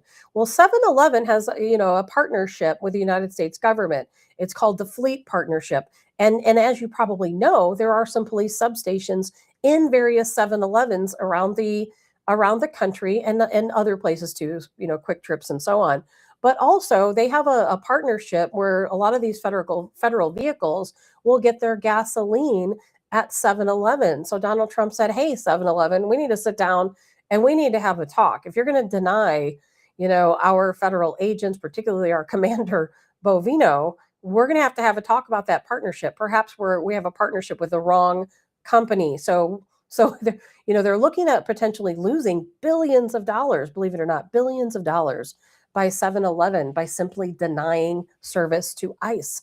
And so it's so hard for me to be non-biased when I hear these things. It truly is. It's very difficult. And then we have this other situation, there's been so much focus on ICE. Now here's the new Democrat plan. And again, it's so hard. How could I don't even know how I could potentially report this and talk about this and be non-biased. I'm not even sure. So here's what Democrats want. They want to require judicial warrants. Well, right now, as you know, whenever ICE goes out, they have probable cause. They don't always need a judicial warrant. And they want to require them to have an ID and body camera. I don't see any problem with that. I think all agents should have of course, an ID and body camera. No issue there. No enforcement at sensitive locations. This one really gets me. No enforcement at sensitive locations like schools, hospitals, churches. I remember COVID. I'm sure all of you do too. When we had the federal government under a different leadership come into the schools, churches, hospitals, what they're calling sensitive environments and arresting plenty of parents, remember, for standing up at school board meetings, arresting ministers and priests, preachers, and parishioners for going to church during lockdowns. I remember, don't you? People getting arrested at hospitals because they were with their dying family member. My son's dad passed away during COVID. My son could go back and talk to him for about 5 minutes, while he was already in a coma, and they wouldn't let him see him before that. My grandma passed away in a nursing home during COVID, and I had to talk to her through a window until she was too weak where she couldn't come to the window anymore. And I'm very angry about that situation. And I don't want any Democrat to tell me, or Republican, I don't want any person to tell me that they think that hospitals, churches, and schools are off limit. Man, they've already gone down that slippery road. There is no backtracking from that. No racial profiling and no mask. Okay, well, I think we all know ICE agents, other federal officers, sometimes undercover officers, in your local community, they wear masks to protect their identity. Because if they don't, guess what? They're probably going to get killed. They're going to get doxxed, they're going to get followed around, they're going to get harassed. These people will follow them to their homes. They have every right to be masked. We have all these protesters who are out in masks. I don't hear anybody calling for legislation to tell these people they have to take their mask off. Not happening, right? But if you're a federal agent, oh, you got to take your mask off. Nope, not going to happen. But see what I mean? I couldn't even report this with a non-bias tone. Uphold use of force standards. In my opinion, they're already upholding the use of force standards. I haven't seen any swaying from those policies. Of course, if you ask some of these folks, they will disagree. So it's very difficult to report non-biased news when you have these type of stories going on. It's very polarizing, because I feel like if you stand up for law enforcement like I do every day, every single day, then I'm automatically biased. To me, that should be a non-biased topic. But if you support law enforcement, you're already biased. You're already a right-wing nut job, right? It is the craziest thing. Crazy, crazy. Jay says partial government shutdown again over DHS, if I can get that right, funding, even though ICE is funded till 2029. Yeah, and I'm hearing that ICE is leaving Minneapolis because, like I said yesterday, this was kind of a plan in action already, because Trump made that deal with Walls where he said, hey, if you start cooperating, you go out and arrest these people attacking our federal buildings, attacking our officers. If you turn over, the folks you have already in jail who are here because they are here illegally and have committed a crime, that's why they're in jail. If you turn those folks over to us so we can deport them, then we'll withdraw from your city. So Waltz made that agreement, probably scared he's going to go to prison himself. And so, of course, we've seen Minneapolis police going after them. But yeah, DHS been defunded, of course. But that mostly affects TSA, right? I mean, does it matter if you're a Democrat or Republican? You defund TSA. TSA is critical, to the national security of this country and your personal security as well. But Democrats want to fund TSA. Again, how can you report that in a non-biased way? I really just don't know. Jay says, yep, they are finally cooperating. Jay says federal marshals and DEA wear masks as well, depending on the target. Yeah, all federal agents generally do wear masks. A good friend of mine who may or may not be listening to the show is a regional director in one area, I won't say which one, for the Federal Marshal Service. And they absolutely do wear masks. They've got some really cool cars, and they wear masks, and they're a good branch of service for this country, but yet they're still continuously harassed all the time. And I'm 100% against that. Now, speaking of, I don't have a whole lot more time to talk. I want to talk about the Nancy Guthrie case before we head out, because there's a lot to cover there. Then guess what? I got to go to work. I've got a lot of work today, too, for being a Friday. So as you know, we've been talking about this Nancy Guthrie case for quite a while now. Yesterday would have been, let's see, the 12th day. Today is the 13th day. She officially was reported missing on Sunday, February the 1st. A lot of twists and turns in this case, no question about it. Yesterday, we had Pima County Sheriff Nanos, I don't know if I'm saying that right, Nanos, really being called out because, he allegedly withheld evidence from the FBI. Now, he's retorted back. He says he's got a reason why he did that. Now, my own personal opinion, and trust me, I am Never have been a homicide investigator. I am only talking about it because I studied crime, writing my crime blog, working in different aspects with police officers and so on is my only claim to any type of expertise. So don't take it from me. But my personal thoughts when I heard that is that what they were talking about, and there were some gloves found on a roadway near Nancy Grace's home. We talked about that yesterday. And of course, Nancy Grace being Savannah Guthrie's mother, she 84 years old, again on the early morning hours around 2:15 a.m. Something happened to her. We saw that there was some video of the suspect. I'm going to show you a new video of the suspect here in just a few moments, at least new to the show. I haven't showed it yet.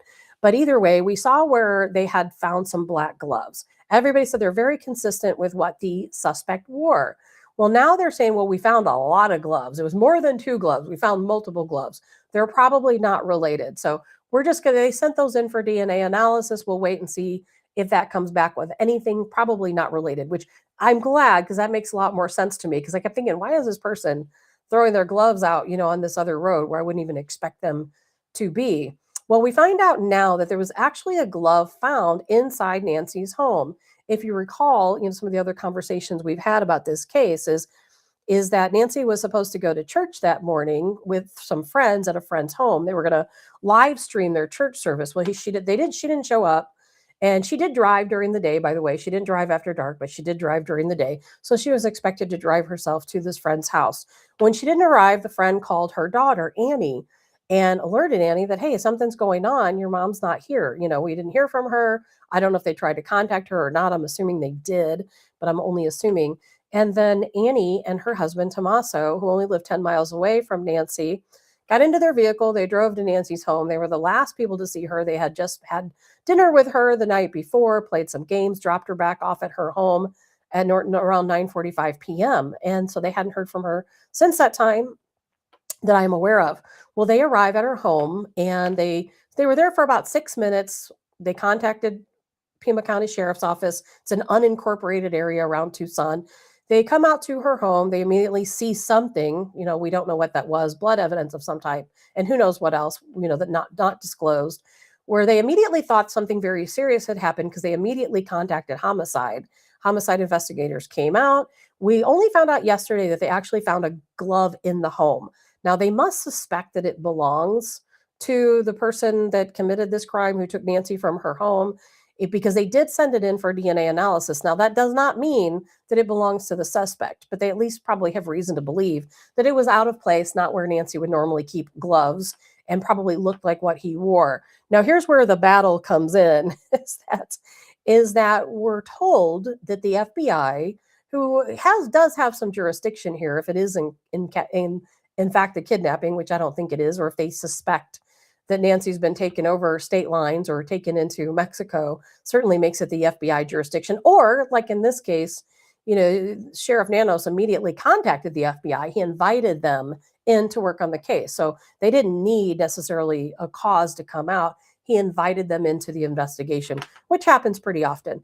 And so therefore the FBI had this glove, and they wanted Sheriff Nanos to send the glove to Quantico, which is, of course, the FBI's crime lab is Quantico. Well, Sheriff Nanos said, no, I've already sent the other items from this investigation, the blood samples, and we don't know what all they have, but he's already sent them to a private lab in Florida. And so therefore he denied giving this glove to the FBI, and instead he sent it to the crime lab with all of the other DNA samples. And so therefore there's a lot of people calling him out, saying that he went against the FBI, that he's not cooperating. And I've heard a lot of rumors that he's not cooperating. I don't have any substantiation for that.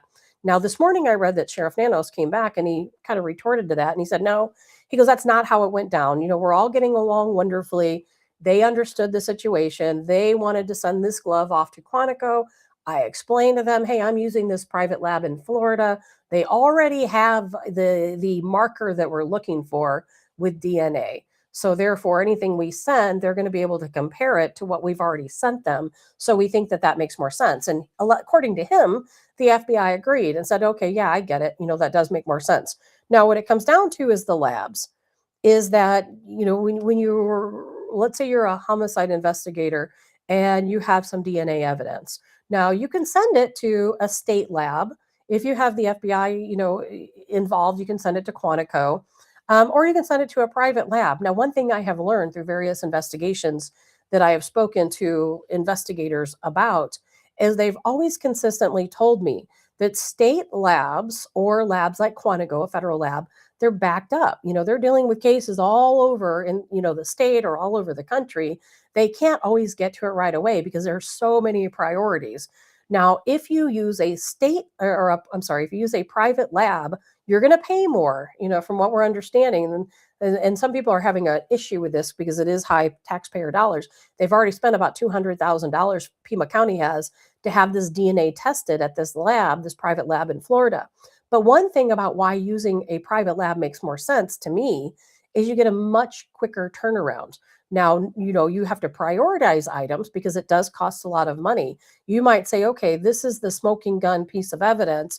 I want this fast tracked. I want this evidence back today, tomorrow, 2 days from now, as soon as you can get it to me. So you're going to pay them money. They're going to fast track it. They're going to make that their number one priority, and you're paying the money for them to do so. So that comes back, of course, to the taxpayer funded money, of course.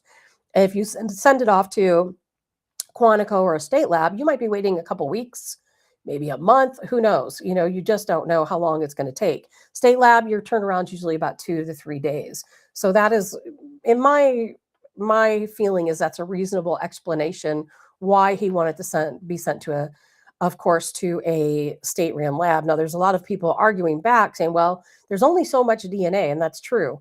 You might have a sample of DNA, it's the size of a pinpoint.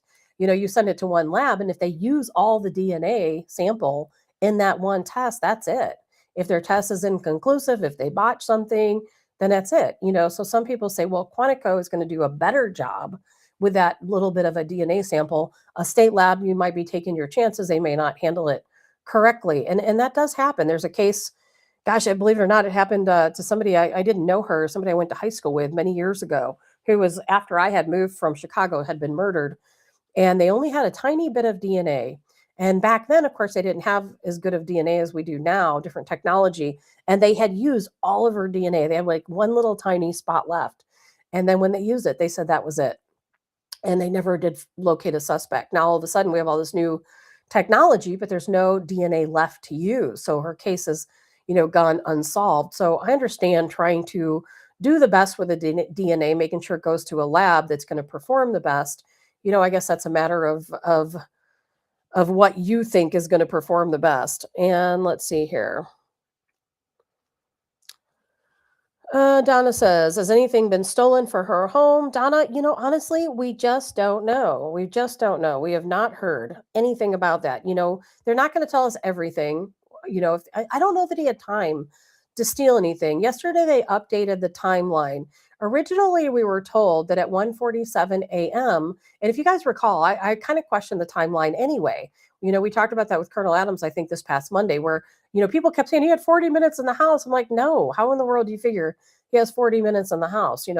Allegedly he disabled the Ring doorbell camera at 1:47 a.m.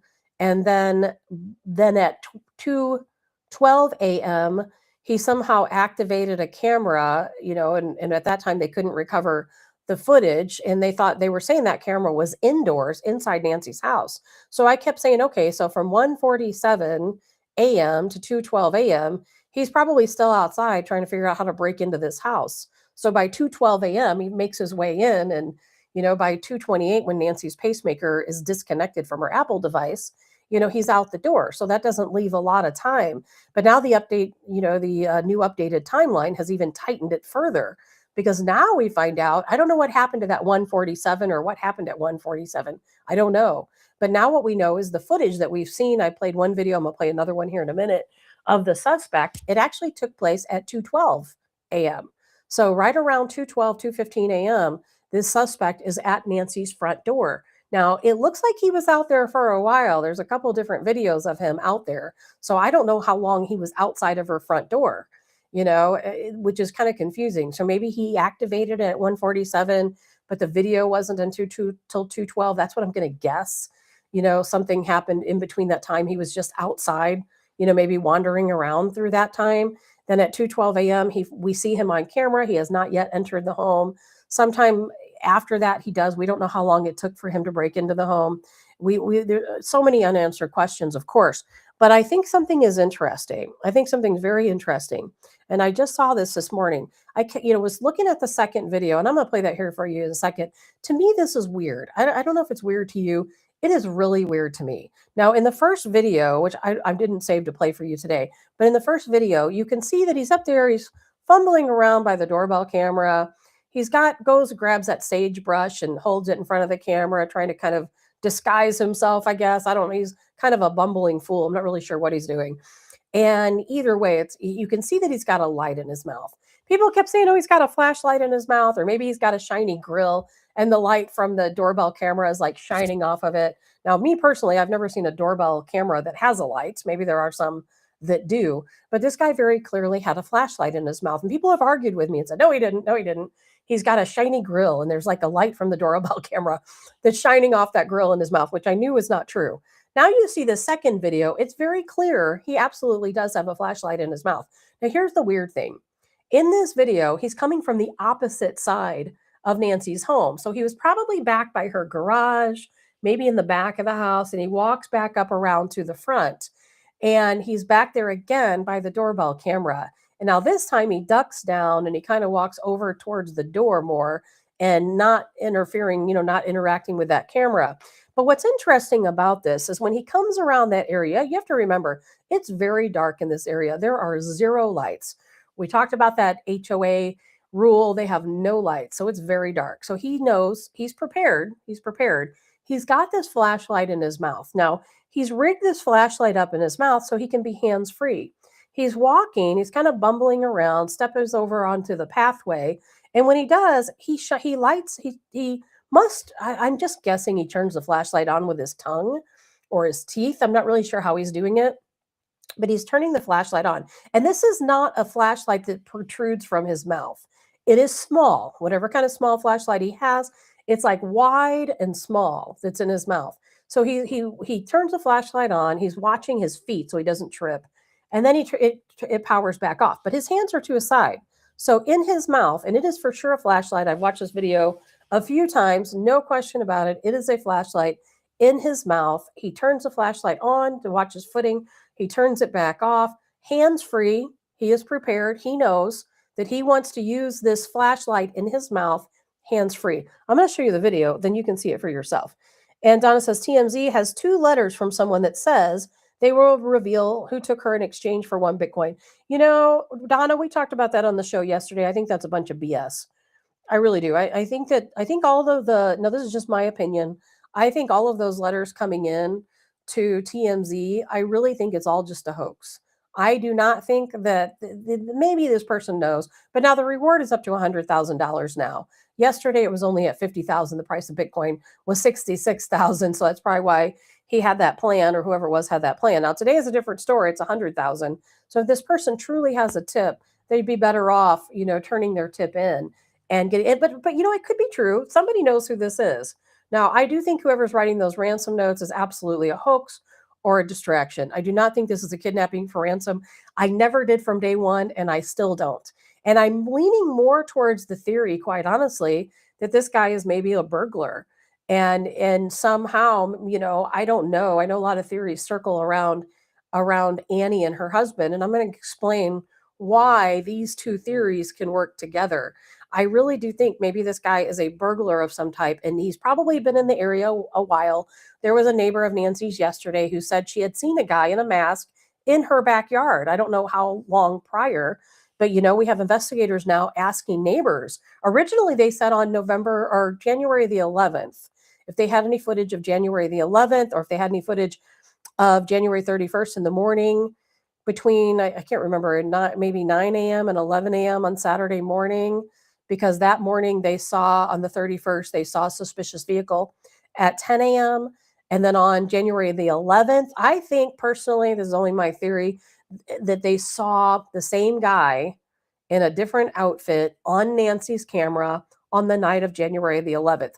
Because I did post a photo on my Facebook page of that man, what I think is the same man, wearing a camouflage jacket. And I think it was just a different day. I could be wrong on that, but I feel like it's a different day. Because as soon as that image was released, then all of a sudden they're asking neighbors to check their cameras for footage that took place on January the 11th between, I think it was 9 p.m. and midnight.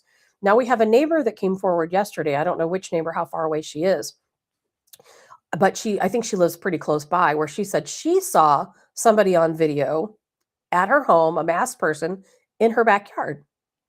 Now all of a sudden, investigators have released a statement to the HOA where and the neighbors of Nancy, where they're saying, hey, now we need you to go back to January 1st. Check your camera footage from January 1st until now, until the day of the crime, I guess, and let us know if you see any vehicles that are suspicious, any people that are suspicious. They're asking neighbors to send in their license plate numbers, descriptions of their vehicles, so that way they can keep a running tally that, okay, this neighbor reported seeing a blue sedan, drive down the road. Okay, well, Sally down the road has a blue sedan. Cross that off the list. Then they say, oh, somebody had a old red Firebird. Nobody in the neighborhood has listed that. Oh, we're going to go look at red Firebirds. So there's a reason why they're doing that. So I think that this is somebody who's been in the neighborhood for a while, probably wearing a similar getup, probably looking in people's garages, trying to steal whatever they can get. Now, what may have happened to Nancy, I don't know. Did they come into the home expecting to burglarize the home and she woke up? Maybe it alerted her watch that somebody was seen on the camera and she got up. She couldn't see the video of it because her subscription had expired, but she did get the notification. Did she get up and look? So there's a lot of ways to think about that. Carl says extortion. Yeah, I do think that maybe those notes coming into TMZ as well as the KOLD news station are forms of extortion. Maybe after the fact extortion, maybe hoaxes. We don't really know. But I'm going to show you this video first. This is a very short video. It's only 3 seconds long, but you're going to be able to see in this video that this guy, for one, pay very close attention. He's walking around Nancy's house. He's been back on the side of her house where her garage is. We don't know what he was doing over there or where he's coming from. We don't know. Maybe he was already in her house and now he's walking around back out front. We just don't know because they don't give us a timestamp for this particular video. And as a matter of fact, I hadn't even seen this until last night. Now you can see very clearly when you watch this, he walks on the outsides of his feet. So watch how he walks. Somebody out there is going to recognize that gait. He's walking on the outside edges of his feet. That's a very pronounced walk. Somebody's going to recognize that. Now, of course, he's not the only one that does, but he's kind of bow-legged. Another feature that's going to stand out. Somebody who's kind of bow-legged, walks on the outer edges of their feet.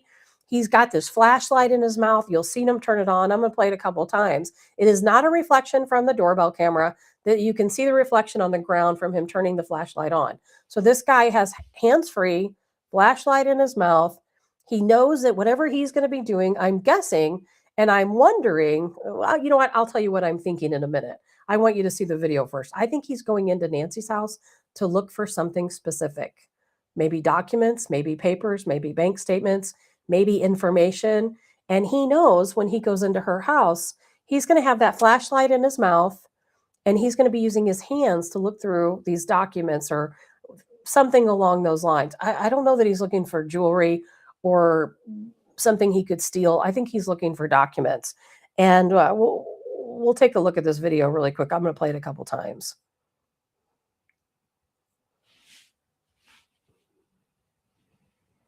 Oh, I got to actually play it. It's very quick. It's only 3 seconds. I'll play it again. So you see the flashlight pop on for just a second when he walks out. I know it's hard to see because it's fast. See, there's the light, and then it goes off. And let's see here. So you probably saw the light. I'm going to play it one more time. You can see him step over the pathway. His light comes on for 1 second, hands to his side. He comes up, trying to hide from the camera. By this time, he already knows the camera's there. And he realized, I guess, the flowers didn't hide it. And let's see here. Carl says, hoax or not, extortion charges will be incoming. I sure hope so. And Jay says, just because not paying the subscription doesn't mean the company doesn't have the footage. It just means you can't access it. Well, Jay, that's what we thought originally. But whenever investigators contacted Nest, this was a Nest camera, Nest said that because she didn't have a subscription, the image didn't save to the device and the image did not save to the cloud, and it didn't save to any of her apps or anything else. I even did a test on my own. I canceled my subscription, did some testing, and again, I could not access that information. Now, Nest could not access that information. So investigators had to take, from what I understand, they had to take that camera to an outside source, and then they had to recover the data that way, not through Nest, from what I'm understanding, but from an outside source, probably specialized technicians, either that work for the FBI or people they contract through to get those images. But they didn't think they were going to get them. So I'm sure they are thrilled to death, because eventually that might be, I don't know if it's going to be the smoking gun in the case, because they've really screwed this case up quite a bit. Let's see here. Carl says, yes, they already said that's how they got what they have. Well, they got what they have through special technicians, not through Nest. Jay says the images you see now didn't come from nowhere. No, they were stored somewhere. But again, I'm gonna tell you again, it didn't come from Nest. Investigators were very clear. They were very clear that they contacted the Nest folks, and Nest told them, we do not have any way to access that information. It's not in the cloud. It's not on the device. She didn't have a subscription. Not going to happen. So they found, from what I'm hearing, is a group of people who are very skilled in technology, and they were able to extract those images. Where from? I don't know. I'm told it's not the cloud. I'm told it's the device itself, because it's brought up a whole nother question, which we're not going to get into today, where a lot of people are upset because they say, okay, well, now we know. Well, it didn't come from the device itself, because they don't have the device. Obviously, it came from some other, the cloud or her app, or however they recovered it. But a lot of people are upset because they're saying, oh, now we know, that your camera is recording all the time. But I don't think that that's true. I think that the camera, even though she didn't have the subscription, was still triggered by somebody coming up nearby and then started to record. It's like this whole big debate that's taking place online. But either way, we are more than happy that they got these images, no matter how they did it. And Jay says, I think more than likely it's not the full truth in this case. I don't know, Jay. Hopefully we'll get more information as it comes out. Carl says Patel said they got it from Nest and or Google online services. Yeah, now that I don't know. I heard it was a special group of technicians that were able to extract that video. But I don't know, and it doesn't really matter. The fact is we're glad we have it, because we need it. You can see. But it brings to mind, though, why does this person have a camera in their mouth? That's kind of weird, isn't it? It's not a protruding camera. It's in their mouth. You can't see it. They could close their lips around it, and you would never even know it's there. So it's a small camera. They don't want to use their hands. So we've got to wonder, okay, what does this person have in mind? They've got I keep saying camera. They've got this flashlight in their mouth, a small flashlight that they can turn on or off, I'm assuming with their teeth or their tongue. And they only need it, they don't want the flashlight to shine the whole time. And so when they're walking through, like you saw through the shrubbery there and stepping onto that pathway, he just turns it on for a brief second to make sure he doesn't lose his footing. And then it goes right back off. Didn't use his hands are to his side. So then you got to think, this is forethought. He thought about that ahead of time. He planned this. He has that flashlight. He's probably used it many times before. He's apparently probably the same masked guy people have been seeing in the neighborhood before. So then you got to ask, what is he doing? It's one of two things. I'm either thinking he's either a relative of a neighbor. Maybe a neighbor has a child, an adult child that has recently moved back home, adult child maybe that's not mentally stable, maybe a family member that's staying with them. That could be one potential theory, because with everything they're thinking, this person is on foot. They keep looking for that video footage between Nancy's house and Annie's house, because there have been so many reports of people seeing a male on foot. And yesterday I talked about how I think they took Nancy's own car. Her own car is the one they saw on video. That's why they came back and seized her car. I could be completely wrong on that. That's just my own personal theory and why they took her car, why, they were going around getting footage, saw some vehicles, and have never announced, a suspicious vehicle or a vehicle of interest, because I think it was Nancy's own vehicle. I really do think this person was on foot, as crazy as that sounds. And as one of you said, yes, they did identify the backpack. It was an Ozark Trail backpack from Walmart. And Carl says, have you seen the new info that came out about the ring? I'm sure Nest isn't any different. I don't know the information about the Ring, but I'm sure the Ring doorbell camera and the Nest probably operate very similarly. I've got a different brand altogether, but they all operate kind of the same. Carl says not only recording everything, but building a huge facial recognition database. You know, Carl, that's exactly the conversation that's taking online right now. A lot of people are upset because of this case with Nancy Guthrie, where they're saying, oh, they were able to recover this data that they said they couldn't get.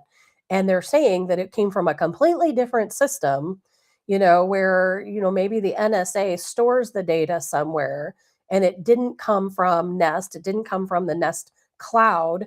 It actually came from a database where they're storing information 24/7 from all of your cameras. So I was trying not to get too far into that because I don't have time to get into that today. We can talk about that on Monday, but that is definitely the talk. But you know, the NSA, they do store everything. You know, they, no question about it. This NSA guy used to come on my posts on Facebook and comment. I finally had to block him because he was just saying some crazy stuff to me about all the data, not for me personally, but all the data that they had and things they were doing with it. Like, and then arguing with me about all this different stuff. I'm like, I don't have time for all that. And Donna says, and then ask for a ransom. I think, yeah, I think the ransom is probably unconnected in my opinion, So those are some of the things I want to talk about. You know, I think somebody is going to be able to see this video and they are going to say, okay, I've seen this guy before. This is it's a solvable case. There's no question. It's a solvable case. Is it a case that can be prosecuted? Is an entirely different story, you know. But before I get to the prosecution, which I can only spend a minute on because I've got to run, I got to get to work. I'm already running late. But one thing I wanted to kind of add in there, let's see, Jay says people need to get over it. Our images have already been recorded and stored, probably more than we know. Jay, you know, as always, I almost always 99 to 100% agree with you. And I agree with you on that as well. If you have your own cell phone, guess what? They've already got it. If you have a driver's license, a state ID, you're already in the facial recognition system. And I do believe they've been using facial recognition, by the way, to recognize those eyes, you know, that we see within that mask. And if this person has a driver's license or a state ID, I think they're going to start narrowing down the suspect list with that facial recognition as well. We saw them do it on January 6th. They can do it here. If they did it then, they can do it now. So I absolutely believe that's possible.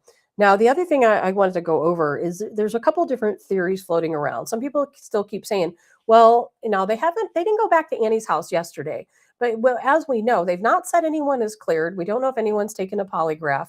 They still have had a lot of interest in Annie's home, but that could be for a couple of different reasons. It could be that maybe they really are affiliated. Maybe this person was acting on their behalf. Maybe something had happened and this person was the cleanup person. They had to have their hands free. They've got all this stuff in their backpack because they've got to go inside the home. They've got to take care of business.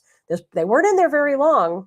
We see them at the camera 2:12 a.m. between 2:12 and 2:15 at the camera. Nancy is far enough away from the house where her pacemaker is no longer sending that pacing signal to her Apple devices by 2:28. So this person, it wasn't like people say he was in this house for 40 minutes. What was he doing? He was in, he was out. He wasn't there very long. Now, if he went in to get documents, look through documents, he probably did it pretty darn quick, right?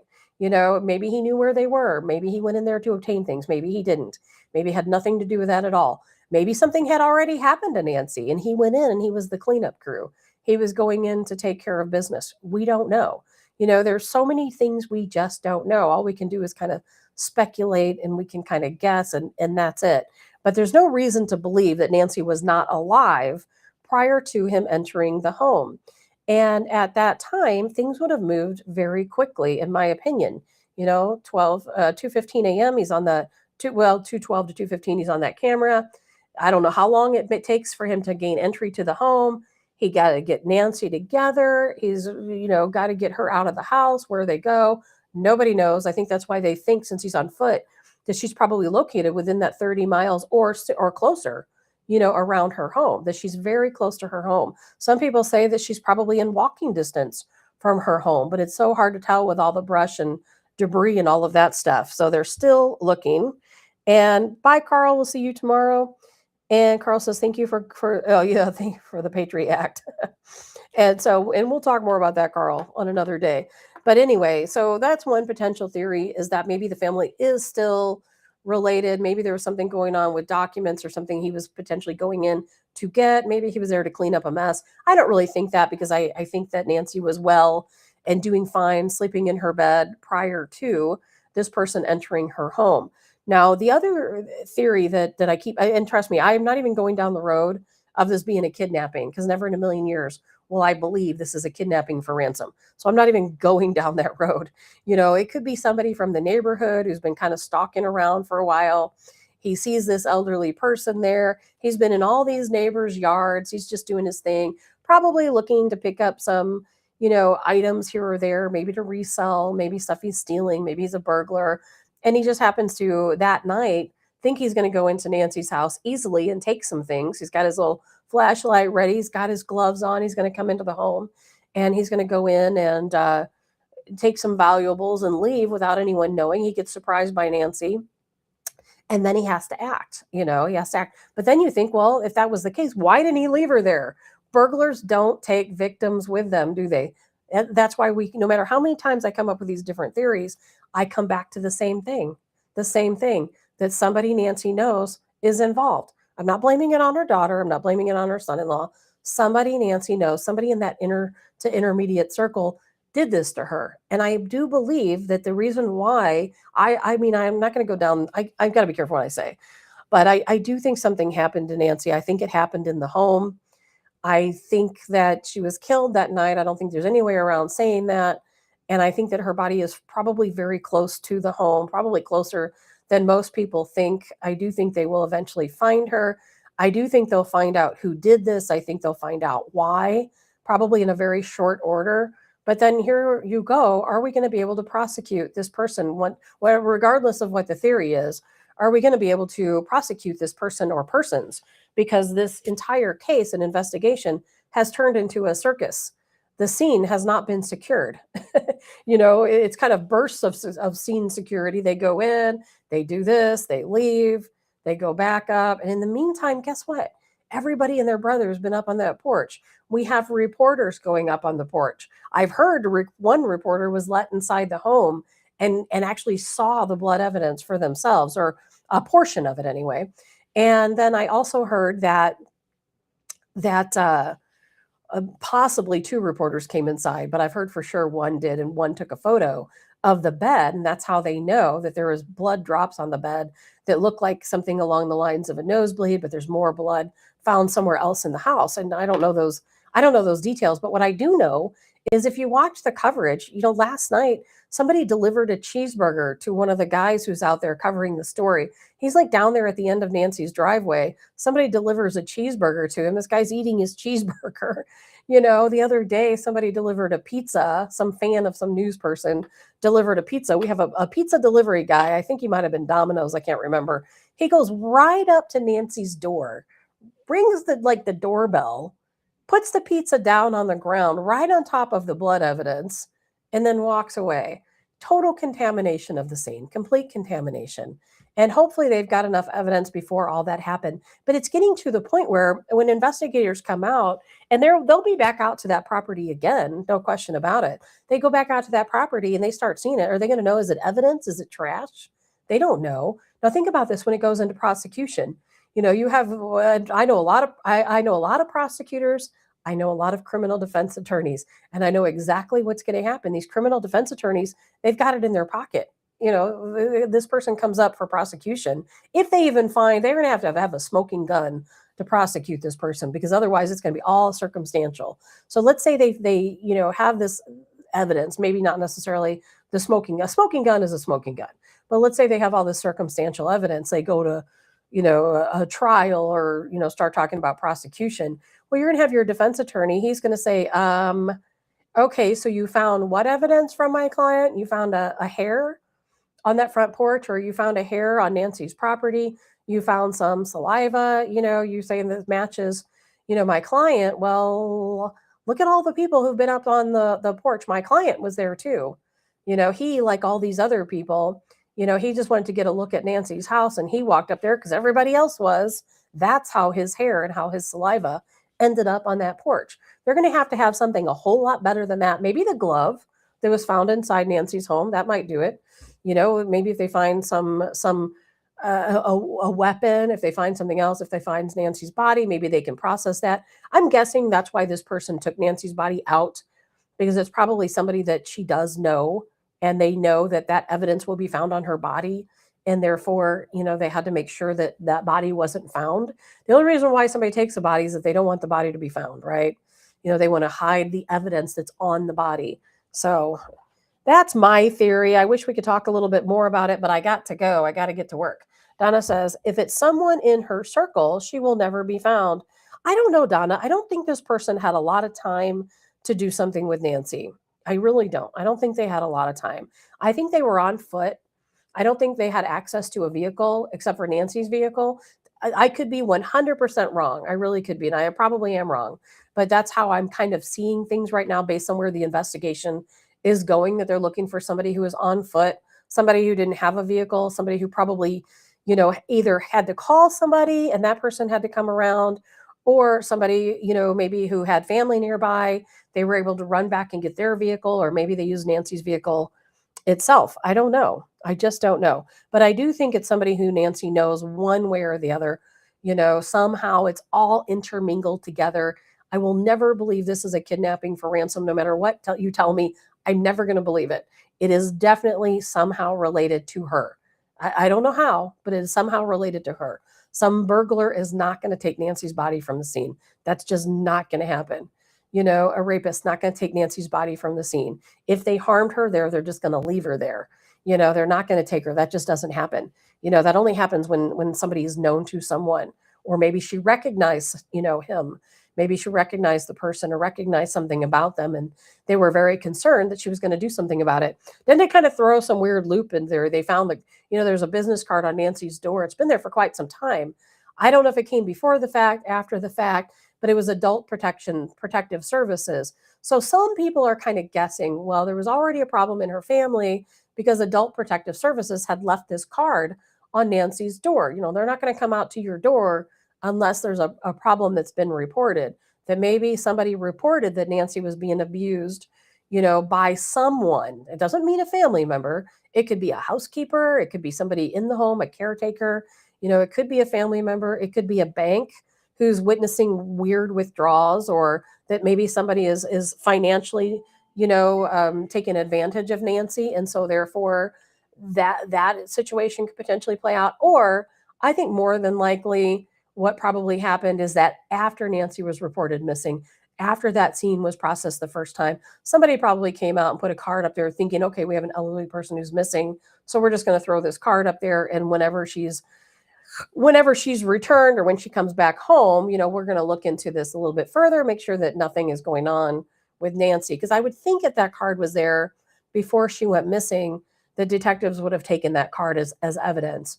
So anyway, either way, I have got to go. I have got to get to work. I am pushing my time limits. I do hope you guys have a great, fantastic weekend. It is Friday. Happy Friday. I will be keeping everybody updated on what I find out, online. Don't trust my word over anybody else's. I'm just a lot of speculation around what little facts we know, but it is kind of an interesting case. It's a very strange case. It's got a lot of twists and turns, probably more to come. But I do hope you guys have a good day. I'm Tabitha Hassell with Tabs on Tap, and I will look forward to speaking to you all on Monday.